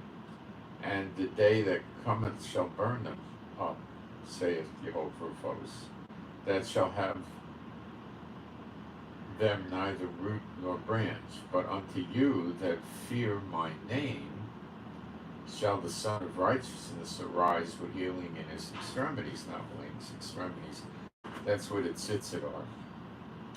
That the woman with the issue of blood for 12 years grabbed onto. They're on the borders of the clothing in reality, not the way the rabbis wear it. Okay, so the Son of Righteousness, right, that's Yeshua. And this is Zechariah 12. They shall look upon the one whom they are pierced. The Son of Righteousness shall arise. It's the S-U-N. It's the same thing. The same scripture from a different perspective. And you shall go forth. And the word for go forth is yitzah. Go out, go forth, go out, and grow up. It doesn't say that. It's 63:35. Push is the word. Spring about, to frisk. Like a grow up or frisk about, spring about, not grow up, as calves of the stall. It's the baby calf that jumps and barks and runs around happy and giggly, and they don't giggle, but having a good time running around, having all this energy. That's you, because you saw the Son of Man. John 6:40, those that believe and look upon the Son of Man shall have everlasting life. Now you have everlasting life. This concept is completely foreign to churchianity. Okay, but it's in your Bible, so you got to make a choice. You're going to go with your Bible, or you're going to go with the church, which is the broad and wide is the road to destruction, straight and narrow is the correct path, which leads to eternal life. Where you're going to go, it's up to you. You got two paths in front of you, one to death and one to life. You take your choice. Now, you should be seeing me as crazy if you're stuck in the church, but you're going to find out the hard way that the Bible was right, and I'm just giving you the Bible. And I don't want that to happen. And you shall tread down the wicked, for they shall be ashes under the soles of your feet in that day. You shall tread down 6072 asas, crush, press, treading, squeeze out the juice, to trample. It's like to trample. So it's really saying, and you shall tread down. It's saying trample the wicked. It doesn't have all those words. It just says trample wicked, for they shall be ashes under the soles of your feet in the day that I shall do this, saith Jehovah of armies. Remember you the law of Moses, my servant, which I commanded unto him in Horeb, for all Israel. And if you're a believer, you're in Israel. So, again, remember the law of Moses, my servant, which I commanded unto him in Horeb for all Israel. So the law is for Israel. If you're in the church and you follow the other Jesus and the other gospel, you're not in Israel. So it's not for you. But it's for Israel. And if you're a real believer, you're in Israel. That's why it says, all Israel shall be saved. For all Israel with the statutes and judgments. Behold, I will send you Elijah the prophet before the coming of the great and dreadful day of the Lord. That's your Gog and Magog.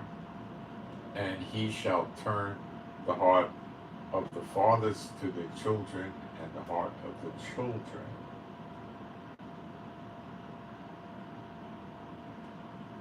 to their fathers, lest I come and smite the earth with a curse. Okay, I'll be right back. We'll go through more of these events that are going to happen in this year. A lot more.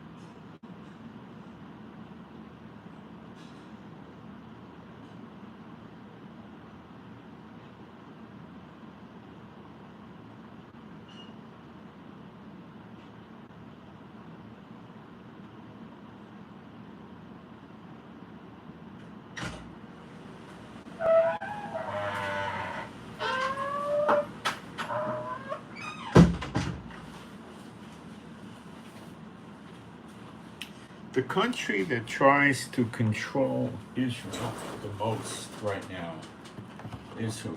America.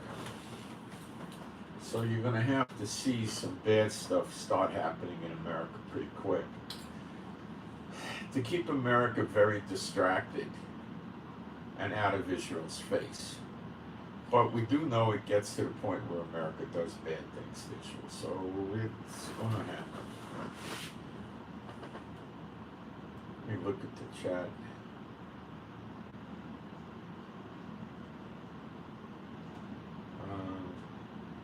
Okay. So, other events. The second Exodus, which will happen. The dry bones, which is a resurrection of the dead Israelites coming back to Israel. Okay. Or coming to Israel. That happens. And it's a foreign concept to most people because they don't study the Bible enough and the church won't teach it. But the thing is, God stopped up their ears and closed their eyes, lest they turn to Him and be healed, and the punishment wouldn't be for 2,000 years. Now, where is this punishment? Now, I know many of you know this, but some may not. So, the punishment is spelled out clearly in Hosea 6:1-2. Come and let us return unto the Lord, unto Jehovah. That's not the church, obviously, right? For He hath torn, and the word for torn is 2963, taraf. It means tear, pluck. He hath torn, and He will heal. The word for heal is rapha, which makes, it's tied to the word of a physician. It's a doctor name.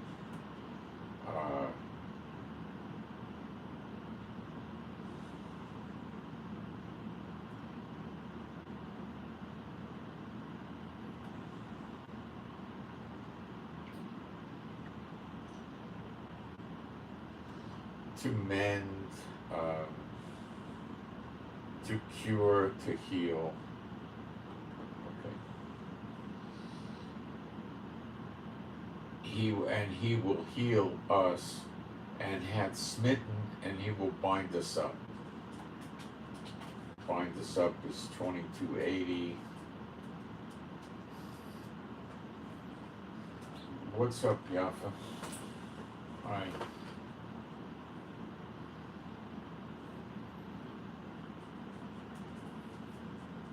To wrap firmly.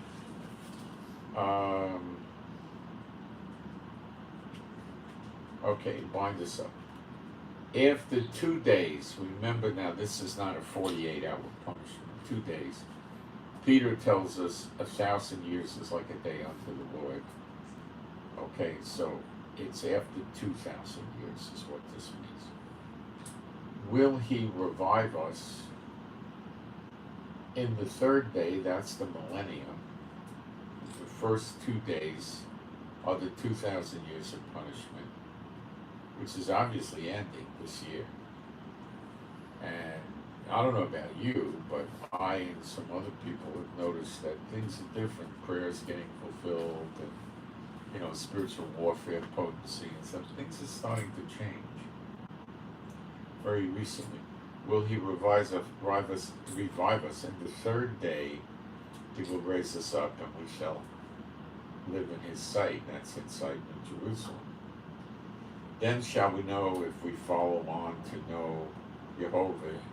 His going forth is prepared as the morning. He shall come unto us as the rain, as the latter and the former of rain unto the earth.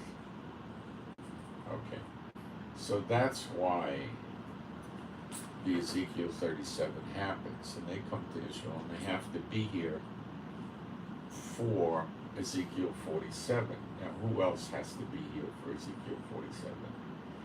Which I'm going to read to you, the last 3 verses. The harvest of the daughter of Babylon has to be here to get the land. The second Exodus people have to be here to get the land. And the dry bones have to be here to get the land. They wouldn't have any land. I'll read it to you. so shall you divide this land unto you according to the tribes of Israel. And it shall come to pass that you shall divide it by lot, casting lots, for an inheritance unto you and the strangers that sojourn among you. So the inheritance is given back to us. Our land is redeemed, but we're also redeemed from what? Well, from death, for one thing. You shall divide it by lot for an inheritance unto you. So the land is our inheritance. We'll all get our piece of land. We all will not have a mortgage, no down payments, no purchase, free, because it's our inheritance. And to the strangers, the foreigners that sojourn, that travel among you, which shall beget children among you, and they shall be unto you as born in the country among the children of Israel. They shall have inheritance with you among the tribes of Israel. And it shall come to pass that in what tribe the stranger sojourneth, there shall you give him his inheritance, saith Adonai Jehovah. So, what it's saying here is these strangers, the non-Israelite born, are going to get an equal share of the land according to the tribe they traveled over here with. So they become incorporated into that tribe forever. And that's the word of the Lord that can't be broken. And if anybody kicks against that, doom and gloom on them, I don't think that'll be very nice. There'll probably be some gentle corrections. And if that's resistant, which I doubt it would be, then it would be a problem. But so that's why all Israel gets saved. And that's why the church has nothing to do with Israel. Okay? There it is.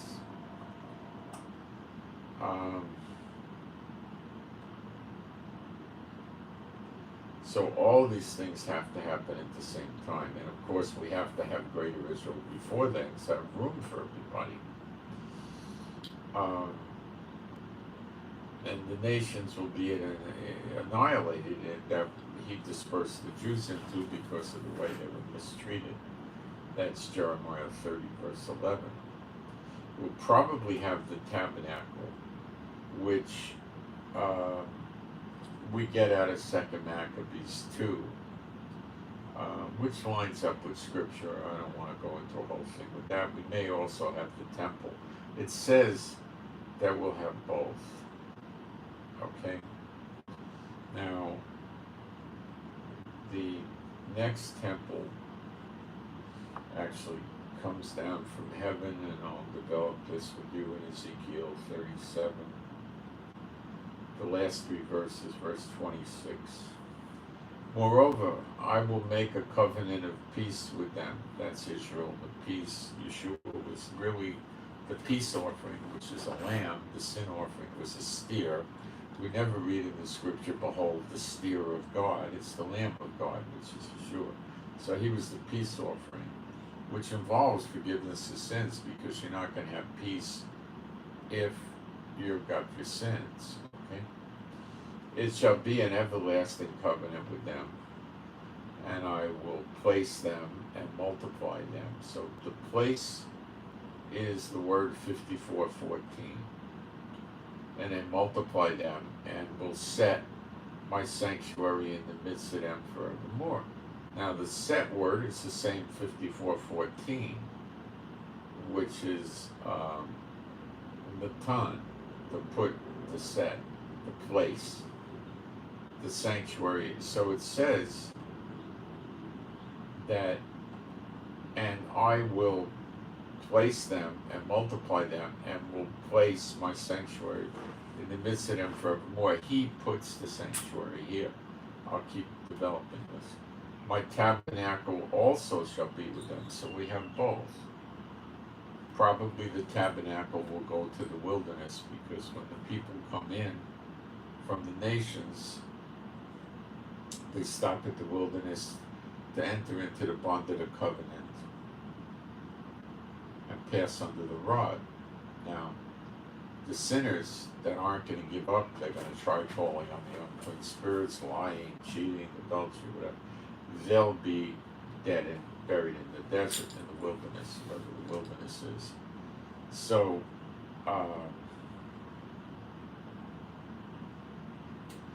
probably be a tabernacle there with them, probably the two witnesses, probably the glory God of Israel. I'm guessing on all these things. So, I will be their God, and they shall be my people.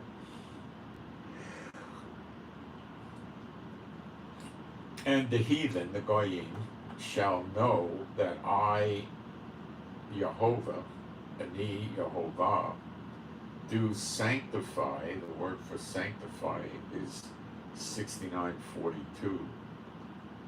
Kadosh. Kadosh Kadoshim, holiest the holies, holy. So it's saying, and the Goyim shall know that Ani Yehovah, I Yehovah, do Kadosh, Israel, is making Israel a holy thing. When my sanctuary, my Mikdash, temple, shall be in the midst of them forevermore. So why would the heathen know that God sanctified Israel if a bunch of these rabbis with their Talmuds and their black clothing and white shirts smacked together a temple? That wouldn't impress the heathen one bit. If it came down from heaven, and this is not New Jerusalem, I'm very well aware of the difference, then the people would know it. And we decorate probably the outside of the temple, maybe the inside, with the trees from Lebanon and probably other things. But that's just decorating the temple, not building it. That's why we're never given any plans to build it. And that's why in Ezekiel chapters 40 to 48, in the earlier chapters 40 to 42 or 3, we're just given the laws and the ordinances of the temple. We're not told how to build it. We're not told exactly the dimensions, the color, the size, and all that. We don't have that information because we don't build it. That's why it's not given to us.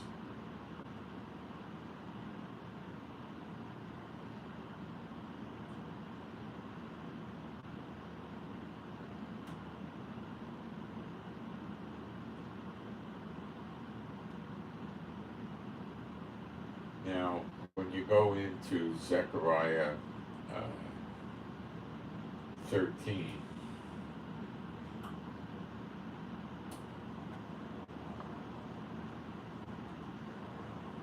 we see, in that day there shall be a fountain opened to the house of David and to the inhabitants of Jerusalem for sin and for uncleanness. Wash your sins away, they'll be white as snow. How about that? Church don't teach that. Church teaches first they gotta repent and then they don't know what they're talking about. It shall come to pass in that day, saith Yehovah of armies, that I will cut off the names of the idols out of the land, and they shall no more be remembered. And also I will cause the prophet, he's speaking of the false prophet, the prophets and the unclean spirit to pass out of the land. So there'll be no more demons in Israel. How about that? Oh, the people who serve the demons don't believe it. Then also, Zechariah 13:8 will be accomplished, and it shall come to pass that in all the land, called Haaretz, the land of Israel, saith Jehovah, 2 parts therein shall be cut off and die, but the 3rd shall be left therein. And I will bring the 3rd part through the fire, and will refine them as silver is refined, and will try them as gold is tried. They shall call on my name, and I will hear them. I will say, it is my people, and they shall say, Yehovah Elohim. Okay. So that has not happened yet. Okay. It was not the Holocaust, because the people never got raised up calling, saying Yehovah Elohim when they're his people. That never happened yet. Okay?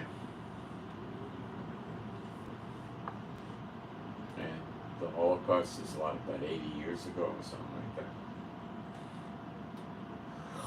Almost. Well, it actually started in 39 and 40, so it would be 80 years. A long time. All right, let's see if I left anything out here.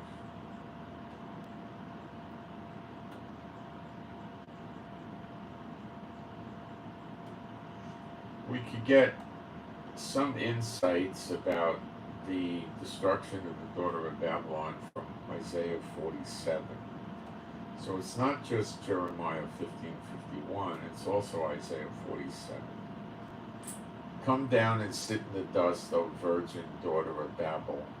Sit on the ground, there is no throne, O daughter of the Chaldeans, because thou shalt no more be called tender and delicate. Sitting on the ground like that is mourning. Take the millstones and grind meal, uncover thy locks and make bare the leg, uncover the thigh, pass over the rivers, thy nakedness shall be uncovered, yea, thy shame shall be seen. I will take vengeance, and I will not meet thee as a man. As for our Redeemer, Jehovah of armies is his name. The Holy One, Kadosh, of Israel. Sit thou silent.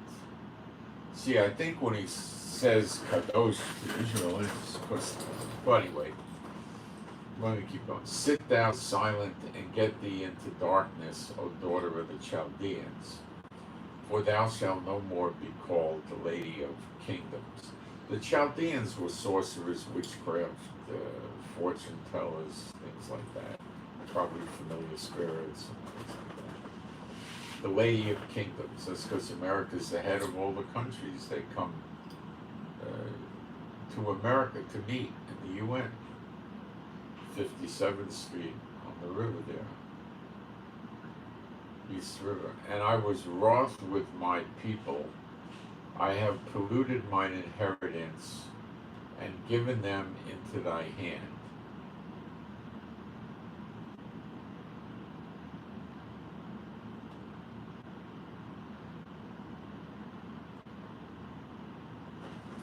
I was wroth, I was angry with my people. I have polluted my inheritance and given them into thy hand. That America has a tremendous amount of known Judah right now, and I believe the North American Indians are one of the lost tribes. I don't propose that the North American Indians are all the lost tribes, not in the least, but I do believe they are a lost tribe, or maybe even two lost tribes, but probably one lost tribe. Thou didst show them no mercy. Remember the Trail of Tears, and all that other evil stuff with the Indian wars, massacring them. Upon the ancient thou were very heavily laid thy yoke. They also were pretty nasty to the Chinese that came to America. Were they lost tribes? I don't know. I have no idea one way or the other, but they were really nasty to them.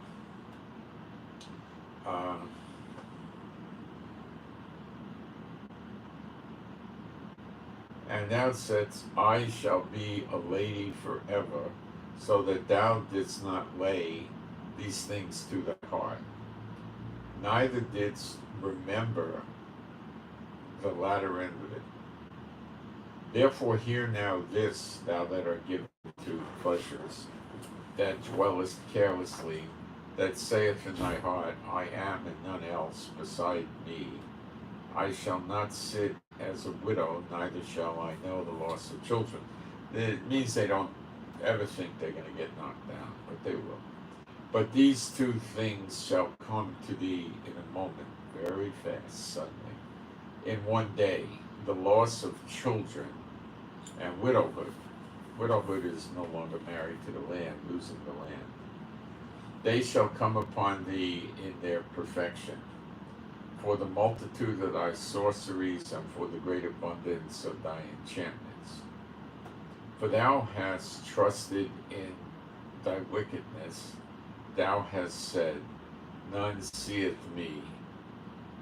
Thy wisdom and thy knowledge, it hath perverted thee, and thou hast said in thy heart, I am, and none else beside me. Therefore shall evil come upon thee, thou shalt not know from whence it rises. So it's going to be suddenly, and they're not going to see it coming. Okay? They see Russia and China coming, maybe it's something else. But shall not be able to put it off, and desolation shall come upon thee suddenly, which thou shalt not know. It's going to come out of left field. Maybe it is China and Russia, I don't know. Stand now with thine enchantments and with the multitude of thy sorceries, wherein thou hast labored, from thy youth, if so be thou shalt be able to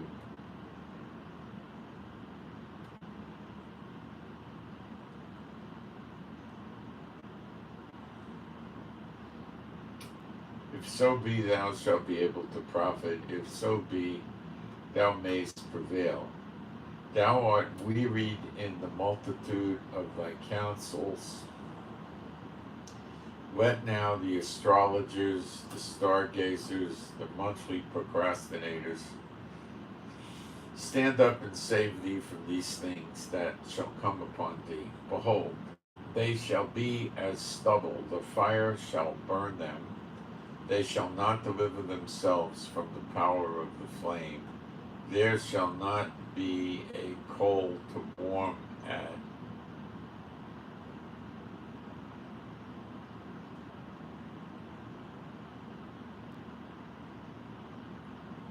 There shall not be a coal to warm at,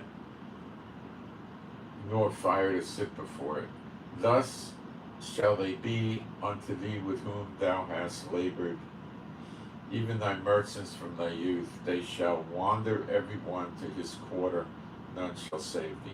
So when you have the ruler fighting ruler in America, when you have the wars breaking out outside of America, the people in America, according to Jeremiah 50:51, that are foreigners working there, like Mexicans, Afghanis, South Central Americans, other people, they're gonna get, for fear of the sword, for hearing the rumors that they're gonna be a big attack on America probably, or they're afraid a big attack will come on America or something, for fear of the sword, they leave and go back to the country they're from. They don't go to Israel. The believers and the Israelites in America come to Israel stopping in the wilderness. That all happens in this year too. So I gave you a pretty good survey of what happens, and it's an extensive amount of events. And I don't think, oh, they came back and deleted again, the little dweeb.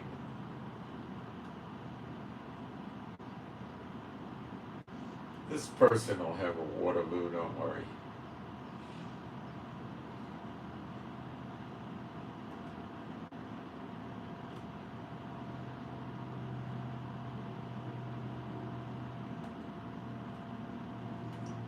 Pretty empty life if this is what they do.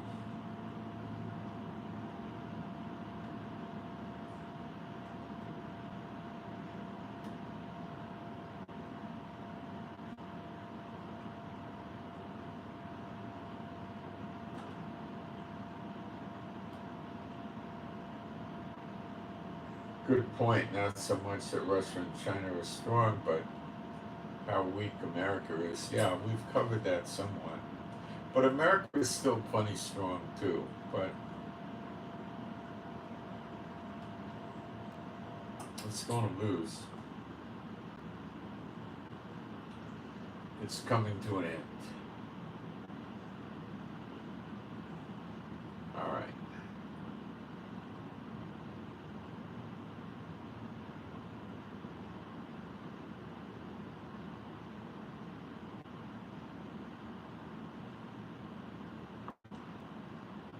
Okay, so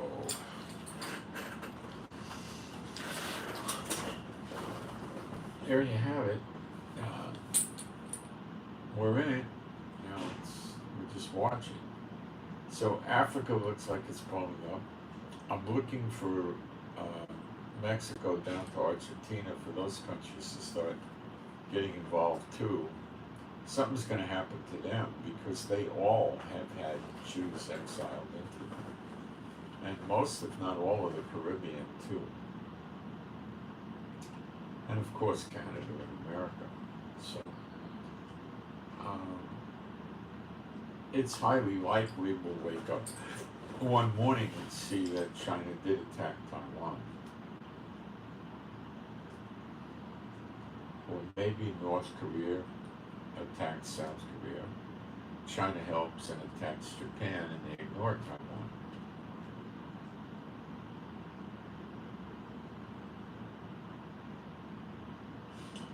If Russia attacks NATO and China attacks the Pacific, Taiwan, Japan, and South Korea along with North Korea, I think that, and Russia's fighting NATO, I think the United States will be extremely overextended.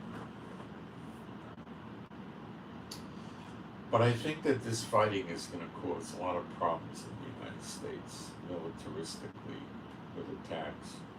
They might attack from submarines, aircraft, but they're going to start making America pay. And that would be where the fear of the sword came from. If it was in Jeremiah 50:51, if it was just going to be fights in Europe and Asia, it wouldn't necessarily make the people leave America for fear of the sword. They think, oh, America the mighty, nothing. Sorry, I think you might have gotten shut off, of course, of the battery running low. So I'll plug the battery in real fast. The charger, so it takes no time.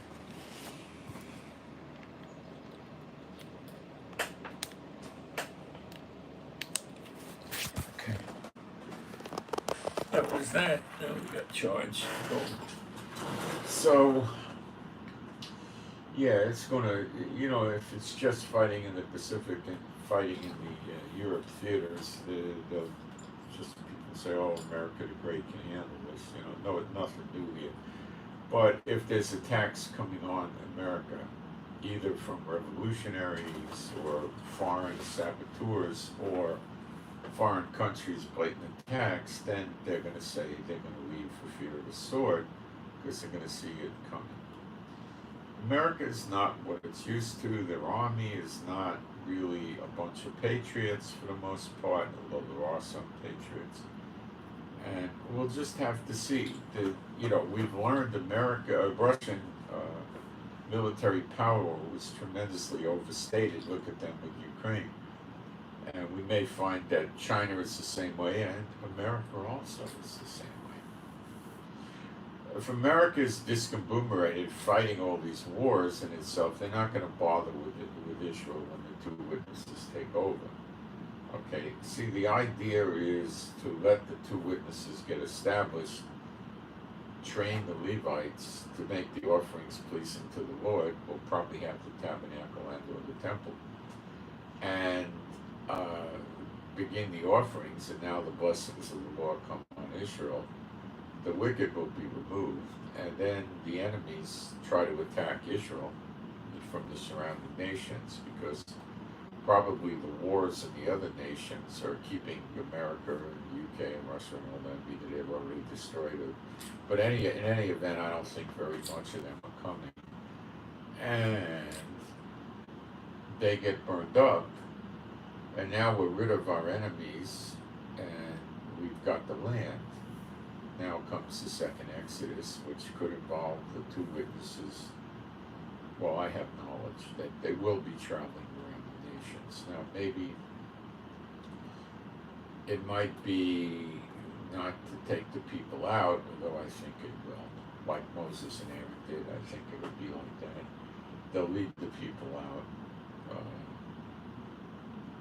But if not, then they would be coming after. No, I think they lead the people out. I'm pretty convinced of it. And the people are going to leave with wealth and riches. So they're going to do their thing. Basically, you think they're going to, they can show up. Hey, there's 2 new sheriffs in town. Get with the program. Yeah, I mean, they're not going to be that blunt, but it's basically going to be like that. They're not going to put up with them trying to do the satanic lying and the eye contact and the evil eye, the winking. They're not going to put up with any of that crap. They'll burn them up if they try that stuff. And there's it. And Satan's kingdom will be gone. And it's over for him. He has more comebacks, but not much. It's the end of him. The finishing of that crap. But you gotta understand, he's insane. Okay, why do you think an angel can't be insane? Okay, he's nuts. He's a nutbag. And the ones that followed him are nutbags too. And they're miserable. They've been down here suffering for 2,000 years. You think they're not suffering? They're sitting on pins and needles, hoping and working round the clock all the time to suppress the true gospel so people don't understand the power they have against them and start using it like we do. They don't want that. So, I mean, they're just all messed up. They're trying to hang on to nothing. They're nothing like the way they were in heaven. They don't have any lifestyle like that. They don't have any peace like that. Nothing. They're not happy. They're nuts. And you know how hard it's been living here the last few years. Imagine them for a couple of thousand years living like that. They're crazy. They're nuts. And the power of God is going to be revealed again. Through the glory God of Israel, through the 2 witnesses, through the apostles, and through the believers themselves. Read Zechariah 12. They'll fight like the angel of the Lord. I mean, he killed 130,000 in one day. So this is Jehovah breaking cover. And you see, if God started, giving you signs and wonders, and you started healing the people by the thousands, people were getting saved for real by the thousands, and the dead were being raised and everything else, what do you think they would try to do? They would try to kill you, to stop you. That's what they did with Yeshua. They couldn't quite kill him, but eventually they did. They'd try to kill you. What do you think they would do? That's what they would do. So when he starts with the working openly, and people know there's a God, well, that's why you need the 2 witnesses with that power they have, so they're not killing them. Moses and Aaron had that power to a limited extent. They were told what plagues to put on Pharaoh and his country at what time. They didn't decide, but the 2 witnesses can put any plague they want. So if somebody's harassing them, they could call fire and brimstone down on them, even if it's just the area the size of a bathtub, right? Or they could burn them up. They could call blindness, deafness down on them. A mute, where they can't talk. I don't know how you say call mute down. Call, I don't know, make them into mutes. I don't know, all kinds of stuff like that, Put rain and hail on them, put boils and sores on them, put leprosy on them, whatever. So it's not going to take very long to straighten out the nations about letting the Israelites go. That's not going to be a big problem. It's just a question of how much of a shellacking they want to take before they let go, that's all. It's not a question of if they're going to let them go with wealth and riches. It's just a question of how far do the 2 witnesses have to take it to get them out with the wealth and riches. And 2 witnesses will win 100% of the time. No doubt about it. It's just a question of what kind of beating they got to put, or what kind of hits, which is the word they say, plagues. It really means hits. What kind of hits they got to put on the nation in question before the Israelites get out. And then they'll come on the ships of Tarshish, which is the cruise ships. And I think in a cycle, you could get at least 250,000 of people out. But then there's other ships that might be able to be used, like ferry boats that go overnight and stuff like that. So for shorter runs, it could be many more. Maybe get it up to 400,000 or 500,000 people, and I guess maybe some military vessels, if they survive, could be used, troop transports and different things. I don't know. I'm not sure. It says the ships of Tarshish. The cruise ships have to be here. The cruise ships are having popularity problems now. When COVID came, the cruise industry was rather static before COVID. You know, they were building bigger ships with more features, going more towards amusement parks, water slides, rock climbing, zip lines, go-kart racing, you know, stuff like that. They still had the golf driving range into the net. They had basketball courts. They had ping pong. The wave riders, and, you know, jacuzzis, swimming pools, movie theaters out on the top deck or the middle deck, and you know they had a lot of stuff, but they got into a bad problem with the COVID, and their amount of cruises went whoop. They probably went down by 75%, and people didn't want to go. They were scared. They didn't want to wear a mask, and for a while they couldn't go at all. It was shut down, and then it started opening up, and they had to wear a mask. Unless they were in a public area, like outside on the decks by the pool, I think they didn't have to wear a mask when they came inside. They did. And the cruise ships had trouble attracting them, so they lowered the prices tremendously to just break even. And they were hoping that people would come on and gamble, buy stuff, get drunk, buy their liquor, buy their tours, and things like this. So a lot of people went on these cruises that didn't have a lot of money, and they didn't buy anything. Some of them probably didn't even tip the cabin stewards. They were just mooching. I mean, you were able to go for, you know, $600 a week a person, and that's all your food and entertainment and stuff like that. So that's with a nice cabin. So it was cheaper if you wanted an inside cabin. They were doing balconies, so two people, like $1,200-$1,300 for a week instead of $3,500 or so. And you know, it was very reasonable. So they were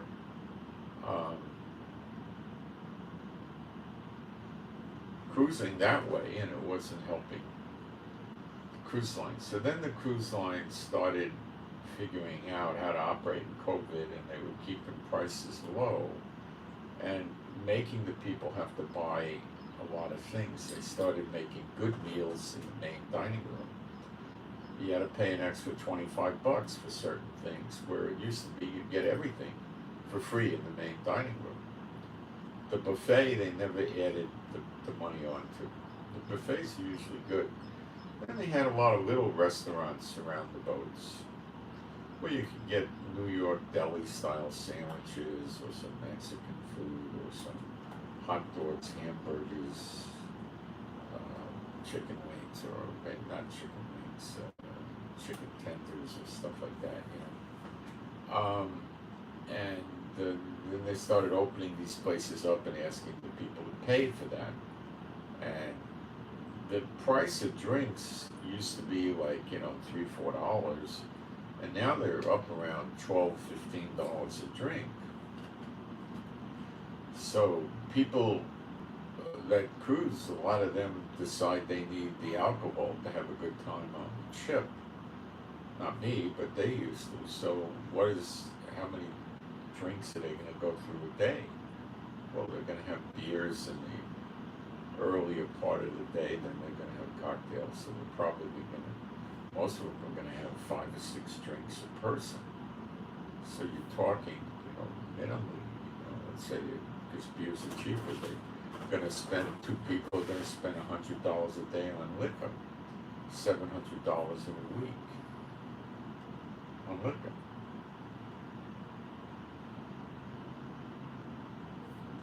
And then comes alternative dining, where it used to be you'd get a meal that would be like $150, $200. Like today, probably a $300 meal. You pay $25 extra on the boat. Now they want $50 to $100 extra for these meals, mostly 50. So two people, you got to pay an extra $100 to eat in the alternative dining room. And then a lot of the people go to the spa. I used to get massages there sometimes. I didn't like that too much. Most of them weren't very good. And the women would go there to get their hair done, their nails done, facials, this, that. Spend fortunes on that stuff. So what they did is they raised the prices back to where they used to be before COVID, and they're making you pay for all the extras. So people aren't cruising, and it's going down. They're losing their customers now because they got greedy. They learned they could do the add-ons and make people pay for stuff they used to give away for free. And that was one thing when you were selling the cruises at a fraction of the price, but now you're bringing them up to full price and asking them to pay the extras. Also, people are saying, well, let's try a different place, go get an all-inclusive ground resort, which is to me more boring because you go to Cancun or someplace like that. I don't ever suggest anybody go to Mexico at all, but I just use it as an example because I know people that go there. And they get an inclusive hotel and they have some shows at night, and there's really not much to do. A lot of them have a beach you can go to, and they got pools and jacuzzis, and they have a gym, and they have some kind of shows at night, and you can eat all you want. They'll have restaurants with certain style of food you can make a reservation for, or a nice buffet, and the food's good. And although I wouldn't eat anything in Mexico, I would never do this in Mexico. Let's say use another place like in Nassau or Jamaica or something like that. Not Mexico, forget Mexico. So you go there, and they go there and take a land vacation, but it's not as dynamic and as interesting as a cruise ship. But now the cruise ships have gotten crazy. They got so many big ships that are holding close to 5,000 people. And they're running crews of 1,500. See, a really good ship that was going to give you service would be closer on a, let's say, 4,500 people cruise. 1,500 is 1 in 3. They would be more like 2,200 crew to give you service. So there's not much service anymore on the cruise ships. And also, what are they going to do with the elevators? See, with 4,000, 5,000 people on a ship, and you go to see the show, and the show's usually on a 4,500, it's going to have to seat 2,500 people. And they'll run 2 shows. They've got to make sure everybody can see the show, or it'll seat 1,800 or something. So a lot of people never go to the show. So, then you get out. What about the elevators? In the old days, when the ships would have 3,000 people on a big ship, small ship would have 1,500, 1,600, big ship much more. Getting through the maze of the elevators to go up to the upper decks after the show would. Sometimes you waited 10 or 15 minutes to get in the elevator. And then I'd walk. And you walk up 6 flights, 8 flights. You get tired after. I'm telling you, I used to be in good shape when I went. Pretty darn good shape. And I would, by the second or third day, my legs would be sore from going up and down the steps because I didn't want to wait for the elevators. And when the boat's moving and rocking, you got to really hold on to those handrails when you go down the steps. There's no just flying down the steps. Now, walking down the steps is one thing. Going up the steps is another thing altogether.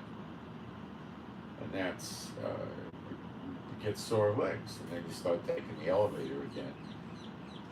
You got to wait. Now, I was never on boats with 4,500, 5,000 people. I don't know how the heck to handle the crowds with that. I mean, it might be 20 minutes on an elevator. It's ridiculous, you know. And then you go and sit down in the main dining room, and you want to. It used to be on a good cruise line like Royal Caribbean or Celebrity, or probably Princess. Maybe not so much on Carnival. You could say, "Hey, bring me a steak instead. I don't see anything here I want," and no problem. They'd bring you a steak, or you could get a salmon fillet, and it'd be darn good. You'd get a T-bone, or you could get a prime rib, or not prime rib. You get a ribeye, a T-bone in New York. They had different choices of steak. It'd be a good steak. It'd come out of the freezer, of course, but it'd be a good steak. And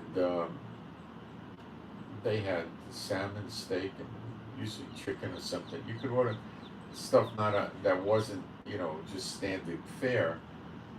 Now, if you go sit down and they give you the regular serving, and then they give you 2 or 3 dishes that are really nicer, and they're $25 each. And they're ripping the people off, and the people are sick of it now. So that's interesting. So the ships are going to be in a lot of trouble, the cruise companies, pretty soon, because people are pulling away from them. And that means these other markets are going to open up more competitively. The real competitor for a cruise line is an all-inclusive resort with entertainment and things to do. So it's a large resort. You go there and you stay there for a week. Honestly, it's fairly boring to do that. I went to some of these places in 2-3 days and you're maxed out. I used to go to Disney years and years ago, which I would never do again because it's so demonic. But back then I did. And I'd stay there 3-4 days. I'd be with people, and it would, you'd want to get out of there. And that's a really dynamic, interesting place. They got water slides, boats riding around the place, monorails, and movies to watch, and beautiful hotels with great pools, and all kinds of stuff to do. I mean, the food there is really good. And, you got boardwalks to walk around. It's still, you go, let me get out of here already. 3-4 days, I can't take this place anymore, So staying in an all-inclusive resort for a week, I think you'd be climbing the walls, Unless you were, people would, New Yorkers would go to Miami in the winter. I remember this. And I went once to Miami in the winter, and they would, the lucky ones that had the money and the wherewithal, would fly out on Friday, get to Miami. Now, if they were able to take Friday off, they'd go out Thursday night and have all day Friday in the sun. But the idea would get in the sun, to be in the sun, because they're coming out of New York, they got a sniffle, a cough, or maybe a sore throat or whatever from the rotten, miserable weather they have there, and they would just want to hit the sun in Miami and get a tan. So if they were lucky to get out of New York on time, they'd get down to Miami and check into the hotel while the sun was still out. But in the winter, that'd be hard to do. So then they would have Saturday in the sun, and then they would have Sunday in the sun, and they'd come back Sunday night. So they would just lay in the sun. Oh, they'd go in the pool, they'd go in the ocean, they'd lay in the sun, and they'd get a tan. And, the lucky ones would maybe get out Friday morning and get down there and have a few hours in the sun Friday, and then others would go there for a week or 4 or 5 days, and they would go in the sun and, bake the colds out of themselves and go back. And a lot of them would, you go back after so much in the sun, they'd have a tan of some sort for 3 weeks anyway, or a month maybe, and then they would go back again. A lot of them would fly down for the weekend, and some would go for the week. But, other people used to go to Disney, and they'd stay for 2 weeks. I ran into people down there. They would, the the parents would not necessarily go to the park every day. They had big kids that would go to the parks, and they would go to play golf and get beauty treatments. I mean, they'd probably burn through $10,000 or $15,000 in the 2 weeks. They knew that. And the other thing you could do is you could go to Disney and take a break in your vacation. And if you tell the hotel you're going to take a cruise on the Disney Cruise Line, could I leave my suitcases here? They'll do it. Or you can just take I did that once. I was going to take a cruise and come back to the hotel, and I gave the guy that takes care of the garage a really large tip, like $40, $50. I had an expensive Mercedes, and I said, take care of my car, and they really took good care of the car. One thing they understand is a big tipper, and they really, if you give them a big tip, they will bend over backwards for you. They will reciprocate. The same in Las Vegas. They will reciprocate. Tip them up front. They know they're not going to get stiffed. Oh, they will deliver for you. They really will. So, they don't want a reputation that you tip them and they stiff you and they don't do anything for it. No, they'll go the extra mile. They'll do more for you than you thought, you know. This guy kept the other cars away from me, so nobody opened it up and gave me door things, and they kept it inside so it didn't get dirty. So you could go to Disney and then take a break and go take a cruise for 4 days or a week and then come back and, you know, stay 3 or 4 days, take a cruise, stay another 3 or 4 days. You know, things like this people do now. But I think just sitting in a hotel can be boring. But when I was a kid, I went to the Catskill Mountain hotels for 2 weeks, and I had a great time. But I was in camp, and I was a kid, you know. It was a lot of fun. And then when I wasn't in camp, I was bigger, and I went. It was still a lot of fun. So maybe people like that. I know people that like to go to these resorts and just stay there. But you know, Nassau has beautiful resort hotel with a big aquarium and a water slide where you're next to alligators, but they can't get to you and stuff like that. I've been there.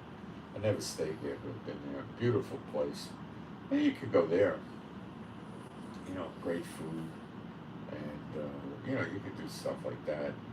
I guess if you like fishing, you could charter a fishing boat if you got $800 or $1,000 a day to throw away and go out and try to catch a fish. You know, take tours of seeing silly places in Nassau that after the tour's over, you wonder why the heck you bothered going to see these places. I did that. You know, from cruises, I did that. And they got shopping, not much. There's not much to do, but you could, you know, people do that. You know, what I never got to do, I always wanted to do, was take the cruises in the Mediterranean for about 10 days, where you get off and you see a lot of the sights in Europe. I never did that. I would have liked it, but I never got around to it. You know. So, also they have cruises up around Russia, and I don't think today you'd want to do that, but they have things like that. And I never went to Alaska. People said the Alaska cruise is not good.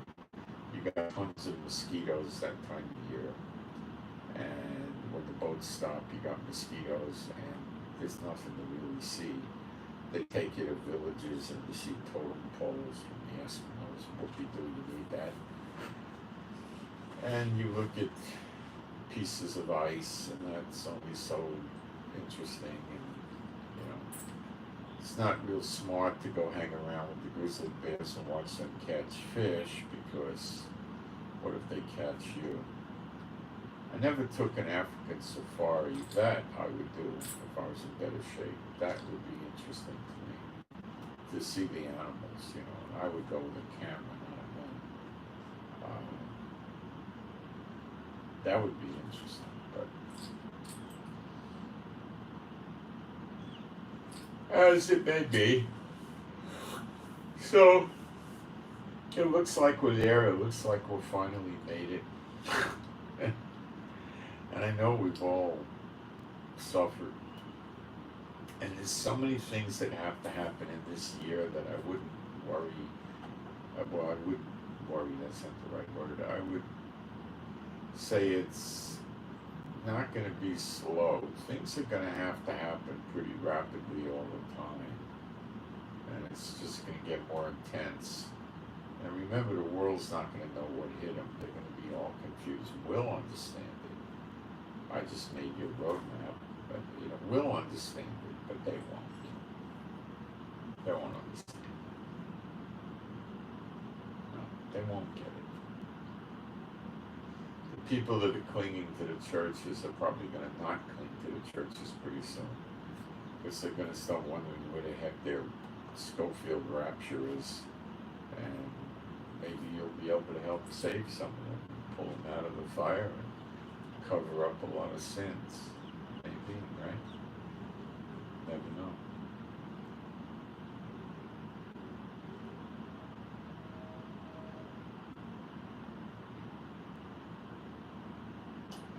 Okay, so thank you for praying for my wife Rivka, and I'll say it again. She still has a little residual left over from the bladder infection. She'd like prayer for healing. And please pray for me, Moshe, and my wife Rivka for our peace, safety. Making a good noise. For our peace, safety, protection, joy. Pray we stay happy. And pray for our animals and pets to be happy, healthy, and whole. And pray for the peace of Jerusalem.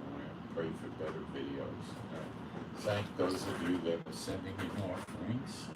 It's needed and appreciated. And I'm out. Thanks.